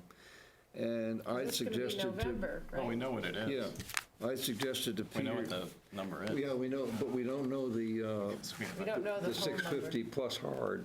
Yeah, The hard It's gonna be cost, more which like started out 900. at 2 and now moved their way to 3 and 3. Oh, okay. Yeah, yeah, And fair. what that would All right. mean in next year's taxes, Right. which Yeah. wouldn't be But the we- full million, but it would be some Some significant portion of it, increment that's of what it. I didn't understand. yeah. But it Yeah. would be some Timing. portion of it, Yeah, clearly, if we had that right in November. We would have to bond the whole thing. I think we have to look at that number. But it would So, affect some portion of it. anyway, we can look to you to come back to us We'll work with on that. some way to recognize it in here. Yes. I think the recognition at the moment is really important, and then we can discuss Really. amongst all of us what the best way to, how to recognize it, but we better put it in here, because What amount would we be putting in? I don't know. I mean, is suggested, it- remember, I said bond counsel, I mean, something, just to For indicate that administrative costs or whatever? this is a prospective Yeah. cost. Okay. Well, Yeah. wait a minute, You're not wait a talking minute. about We're the gonna buy purchase? it in November potentially if it passes. Yeah, You're talking about the purchase too, right? Yeah. yeah, So then, that's not in here. No, no, Right, so you're saying. None of it is. You're saying the land plus, the soft costs. the hard Cost. costs are gonna run $950, I'm sure, at this point. When you add in the cost of the land. Yeah, Sure. $650 for the land, that's fixed. And We 3. started at $200 for the hard, correct? It's moved up to $250 at least, and the last time we I heard the guess we just discussion. need to, I haven't been It was- updated on this at Yeah. all in a while, so I don't have a, Right. Yeah, still need need to an get- update figuring from, it out. We need to get Pizzagalli in there. we need an whoever it update is. from the committee. yeah, actually. just a number we Yeah. can work with. Right. Well, We know it's agreed. $650. Yeah. And then we decide how I think, to me, it's a recognition that we Okay. we ought to deal with it as appropriate. There's no mention of it at this point, so. I agree, yeah. But what I'm trying to sort out, I know it's late and everybody wants to go. If we bond it if we pass it in November, how does that actually affect the rest of that current fiscal year? If we're spending the money in November, then we would have to do a bond anticipation note or something that would But pay that would for it. still be spread out Over a period of in the years. same way. Then we would roll that into a long-term bond. Yeah. once So the essentially, it would project's- affect the tax rate in exactly the same way. It would just be later in the year. Right. Okay, all right. Yeah, because the purchase you can't stage it. Right, okay. It's going to be Okay. pass or not pass. Should it pass, it's going to be, You Done. have to buy it. go You have down to Monday close it. morning and buy it. Yeah. Yeah. Okay. So, And we'll have to have a bond and we'll Yeah. yeah. finance it over, well, can we finance a bond for land like that over 30 years? I would think so. Yeah, Yeah. so, That's why I just threw in bond council, just Yeah. as something. Yeah, I something. see. Okay. Yep. All right, Agreed. 14? 14. Before we talk about the elephant on the page, which I guess is open space The fund. open space fund, yeah. The tree thing, I mean, I love the idea, but I'm struggling with understanding how, basically a return on investment. And I couldn't get clear on that from the committee. So we identify trees, and then we make a commitment to inoculate, basically, I think, in perpetuity, right? Yes. yeah, So how do we know, what are we getting ourselves into once we start this? Yeah, what's the Well- mortgage? Yeah, exactly. Yeah, no, it's a good Yeah. question. It's a very fair good question. question. And we don't, part of it is the unknown. It might not be in perpetuity. It might be, say, 5 two-year cycles, and the pest flows through and Yeah. goes away. Yeah, and that's isn't what, a problem anymore, like gypsy moth caterpillars in Pennsylvania that would come and go in cycles. yeah. So we don't what they honestly say. know.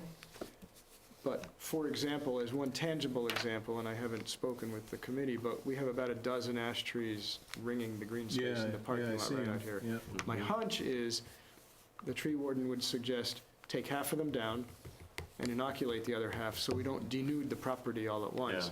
And then over time, start Brand new. interplanting with Yes. other species. So you start to, Yeah. even if you have to take the other 6 down 5 years from now, we've started some new growth in between. Yeah. As for the big giant tree on Falls Road, I think their hope is keep that tree alive as long as As long as absolutely we can. possible because it's Yeah. a gigantic tree on the landscape. But how many trees like that are there, is what I'm Hundreds. wondering. I mean, how many trees, in other words, are we going to commit to that kind of? With $20,000, you're not going to commit to Not many. that many, Not many. I like think they 24 trees. suggested it was like, I can It's get about you more info on $300 a that. tree, depending, you yeah, know? it wasn't many. It was Yeah. fewer than 50. Yeah. But we could ask them, on what basis are they setting priorities? I think they're Is still, it- I Is think it they're the still immediates around and the That's a school? good question. developing And, that criteria. You know, Yeah. That's one why of they're my, doing the survey Yeah. on town property. Figure out where they roads. are. one of Yeah. my comments was they're really doing, I mean, you could argue, certainly rec is the same, but they're really filling an operational role for the town. And, which is pretty extraordinary for a volunteer.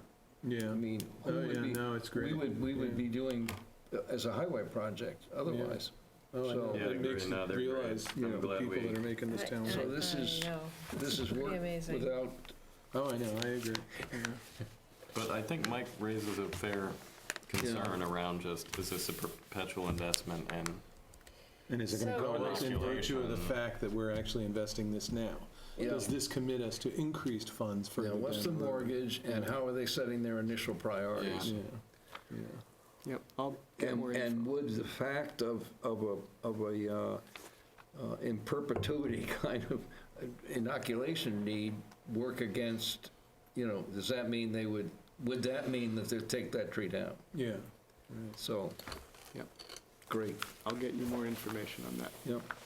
Now, have you got questions for us that you wanted thoughts or guidance on? I think it's been a full-fledged conversation.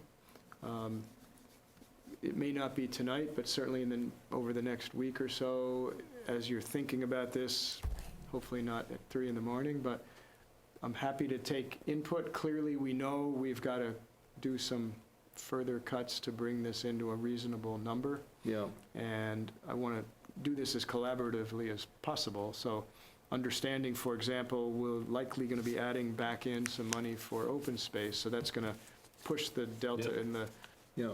wrong direction, if you will, financially, but we know we've got work to do. And I'm happy to hear individually or collectively your thoughts on how that might be. It's not going to happen $50 here and there, and I know that well. And meanwhile, we could structure some of the discussion at our next meeting on items such as what's the recommended funding of economic development function and in what form, the dispatch and police overtime, Absolutely. a further consideration of Pond Road in terms of mobilizing any other information Right. source, something back from tree, so that we should, I think, structure the next meeting by listing those things and getting specific data. And also a little chat maybe with Paul about how feasible it is to roll the paving of the parking lot into the paving of Beach Road. Right. What are their objections to including it, Yeah, so that would be helpful. I'd be confident that you've got a pretty good sense of those. Yep. And then meantime, we can invite ourselves to send you comments over the next, through the holidays, about anything else we see or feel strongly about or have a question about. Yep, that'd be No. helpful. I'm glad we have a number 82, so we have an idea of what our targets might be. What's the 82? Yeah, that's, to drop it by 1, you need to cut 82, so. Yep. No. Okay, any questions, Peter? Have you got? No, thank you. I don't think we've cut much, John. No, we haven't cut any. haven't. We have We it. cut 30. Yeah. And then we added And 50. That's government budgeting, right? Well, Cut 30 now and add 50 for tomorrow, It's you so know. hard to get everybody, there's all these conflicts. No, I know. Yeah. We don't want to increase the tax rate, but people want to live in a nice town. They want the town to be rural and not have a lot of development, but Peter, I know at one point we saw a slide where you showed us where our debt service decreased, and it might be helpful just to look at that again. Sure. I think wasn't that in that Yeah, little? because that is a relief. That comes It should right be in the the binder. next year. Oh, was it in the binder? No, It's actually on that other document. On the that's there on this PowerPoint. computer. It was from the presentation last time? yeah.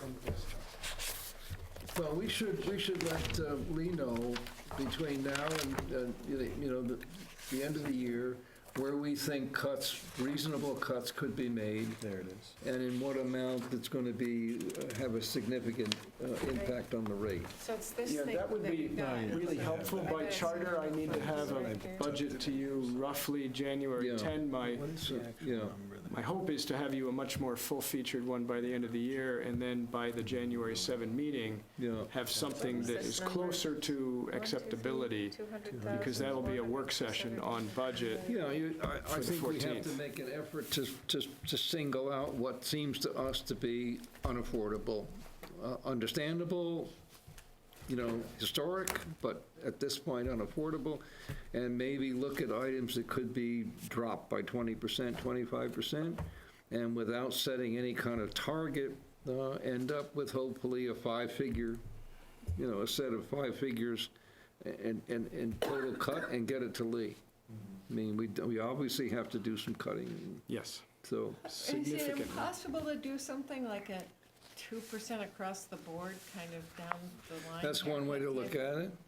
That's one way. I don't know if in the Yep. municipal setting, if that's something you could possibly do, because there's priorities, right? No, that's one way. And there are That's- just real numbers Right. tied to those particular Services, line items, or services, or Right, it's Right. not like you It's can not cut like- a police officer. or a vehicle, or anything, right? Where it just, yeah, You only get 3 tires. right. This, 3.5. If it were that easy. If you're good at arguing, you get 3 3/4. well, if we No, took but it's out the economic pardon development person and we took out, and I'm not suggesting I promote this, I'm just pointing out the math. If you took out that, and if you took out open space, you'd be at 100 down. You'd be a point And- down. Yeah. Well, open Plus. space isn't in there. And Oh, true, sorry. So- So you'd have to, But if you took out that and the beach, you're down 80. You're down that 1%. Yeah, Yeah. we're down our 1%, right. Yeah. Well, Yeah. I hate to say it, but that's, to add in, right, for us to add an employee right now and, I mean, I'm I guess I arguing against disagree on- myself. Yeah, no, again, for me, I see it as much more of a longer-term investment, Sure, where we're I going to agree see with the you, revenue yeah. pick up, but, Yeah. yeah, you're right. On To do on the it in the year, percentages, to do it in this year, when we have the highest debt payment, although one And it could make doesn't an argument mean that. we wouldn't continue to do some, and again, I'm not arguing the point, but hypothetically, not funding the position doesn't mean we're not going to do any economic development work. It means I end up spending some of my time on it, and maybe in a reconfigured, how the DRB position Well, works out. why don't we wait to what Thanks. Jamie and Mike suggest, because it could be a mix of Part-time person, contract and part-time. somebody and working 10 hours a Yeah, week. so I think the point now is we've got We'll a find out piece what in front of us, Colchester we've does. got a working draft. Yep. And lots of questions have been Thanks for the answers. blow-up, by the way. I thought that would be easier to read, and then also have room for notes on the sidelines. Yeah. It also makes our budget problems look a lot smaller. So But- you're, But the point is, we really do need to find some big-ticket numbers. We're not going to nickel and dime this your into... request is for all the board members to send, To input to Lee, between now and year end, it doesn't have to be fancy, just scribble off some stuff about where you think it can be. And $1,000 is $1,000 at the end. I mean, they'll add up. And we'll see whether we, when we come together, we can make some decisions based on all the input that we've arranged, all the specific input. And if it turns out we're thinking alike on pairing some things, it's less likely removing, but pairing is probably more likely, then that's input to them both, as they prepare the, what we will then call a draft. He's going to come back to us with a draft, so, I mean, we know we have to drop That's some. coming back to us when? I'm just trying to think about the timing of For this. the January, is it 3? 7.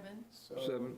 we have meetings currently slated primarily for budget, 7, 14, and 21. Yeah. 7 obviously would be an intensive work session like tonight.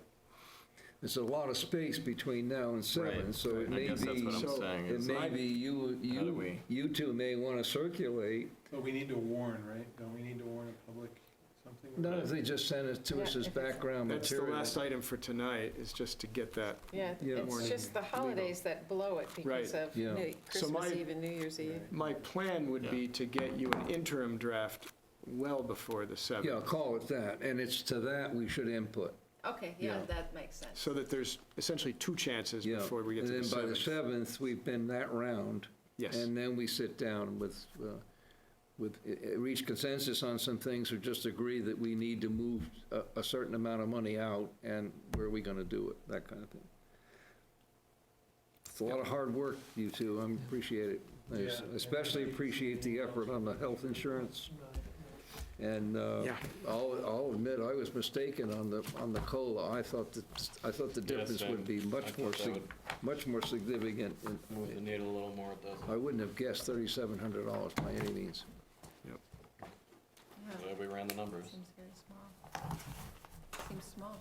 Yeah, no, it just seems, talking about, that we adjourn. yes, I was getting the agenda out to see. With all due We have another respect, item? Oh, sorry. We warn the public, all right, the next item is to warn the public hearing on town and school budgets for January 14, 2020. I know why I got confused. There's 2 hearings for January 14th. yes, that's correct. We have this one, and then we added the CDBG Right. warning. So So these are just motions to. is there a motion warn on the number hearings. 9 to warn that public moved. hearing? Jamie moves. I'll second. Mike seconds. Hearing no further discussion. Those approving, please signify by saying aye. Aye. Those opposed, nay. The ayes have it. And then we want to warn the meeting for For the grant. CDBG Shelburne Wood grant application. Lee's made the motion in effect. Will somebody When is confirm it? the warning, when is the? Be the hearing same for? night. The 14th. For the 14th. Will that include a presentation from? It will. And the reason we need to hold a public hearing is because it's a federally funded grant that requires that. Normally, it would just be for a local entity, it would just be a request to approve a grant, but this requires a formal public hearing. But I don't anticipate that would be lengthy or complicated. Boy, I'm really happy about that. That's just super. And it good. requires Yeah. the current construct requires no financial match. It would ask for 20 hours of Dean's time as in-kind Dean's contribution. okay with that? He's fine with that. I'll move to warn the CDBG Shelburne Wood public hearing for January 14th, 2020. Jamie moves. Second. Mary seconds. Any further discussion? Hearing none. Those approving, please signify by saying aye. Aye. And those opposed, nay. Is there a motion to adjourn? So moved. Mary moves. I'll second. Mike seconds. Hearing no discussion. Those approving, please signify by saying aye. Aye. And those opposed, nay. Thank you all. Thank you, Ken. Thank you, Tom. It's a big lift. Thank you, Happy Peter. holidays to everybody. Thank you guys for Thank you keeping us for going.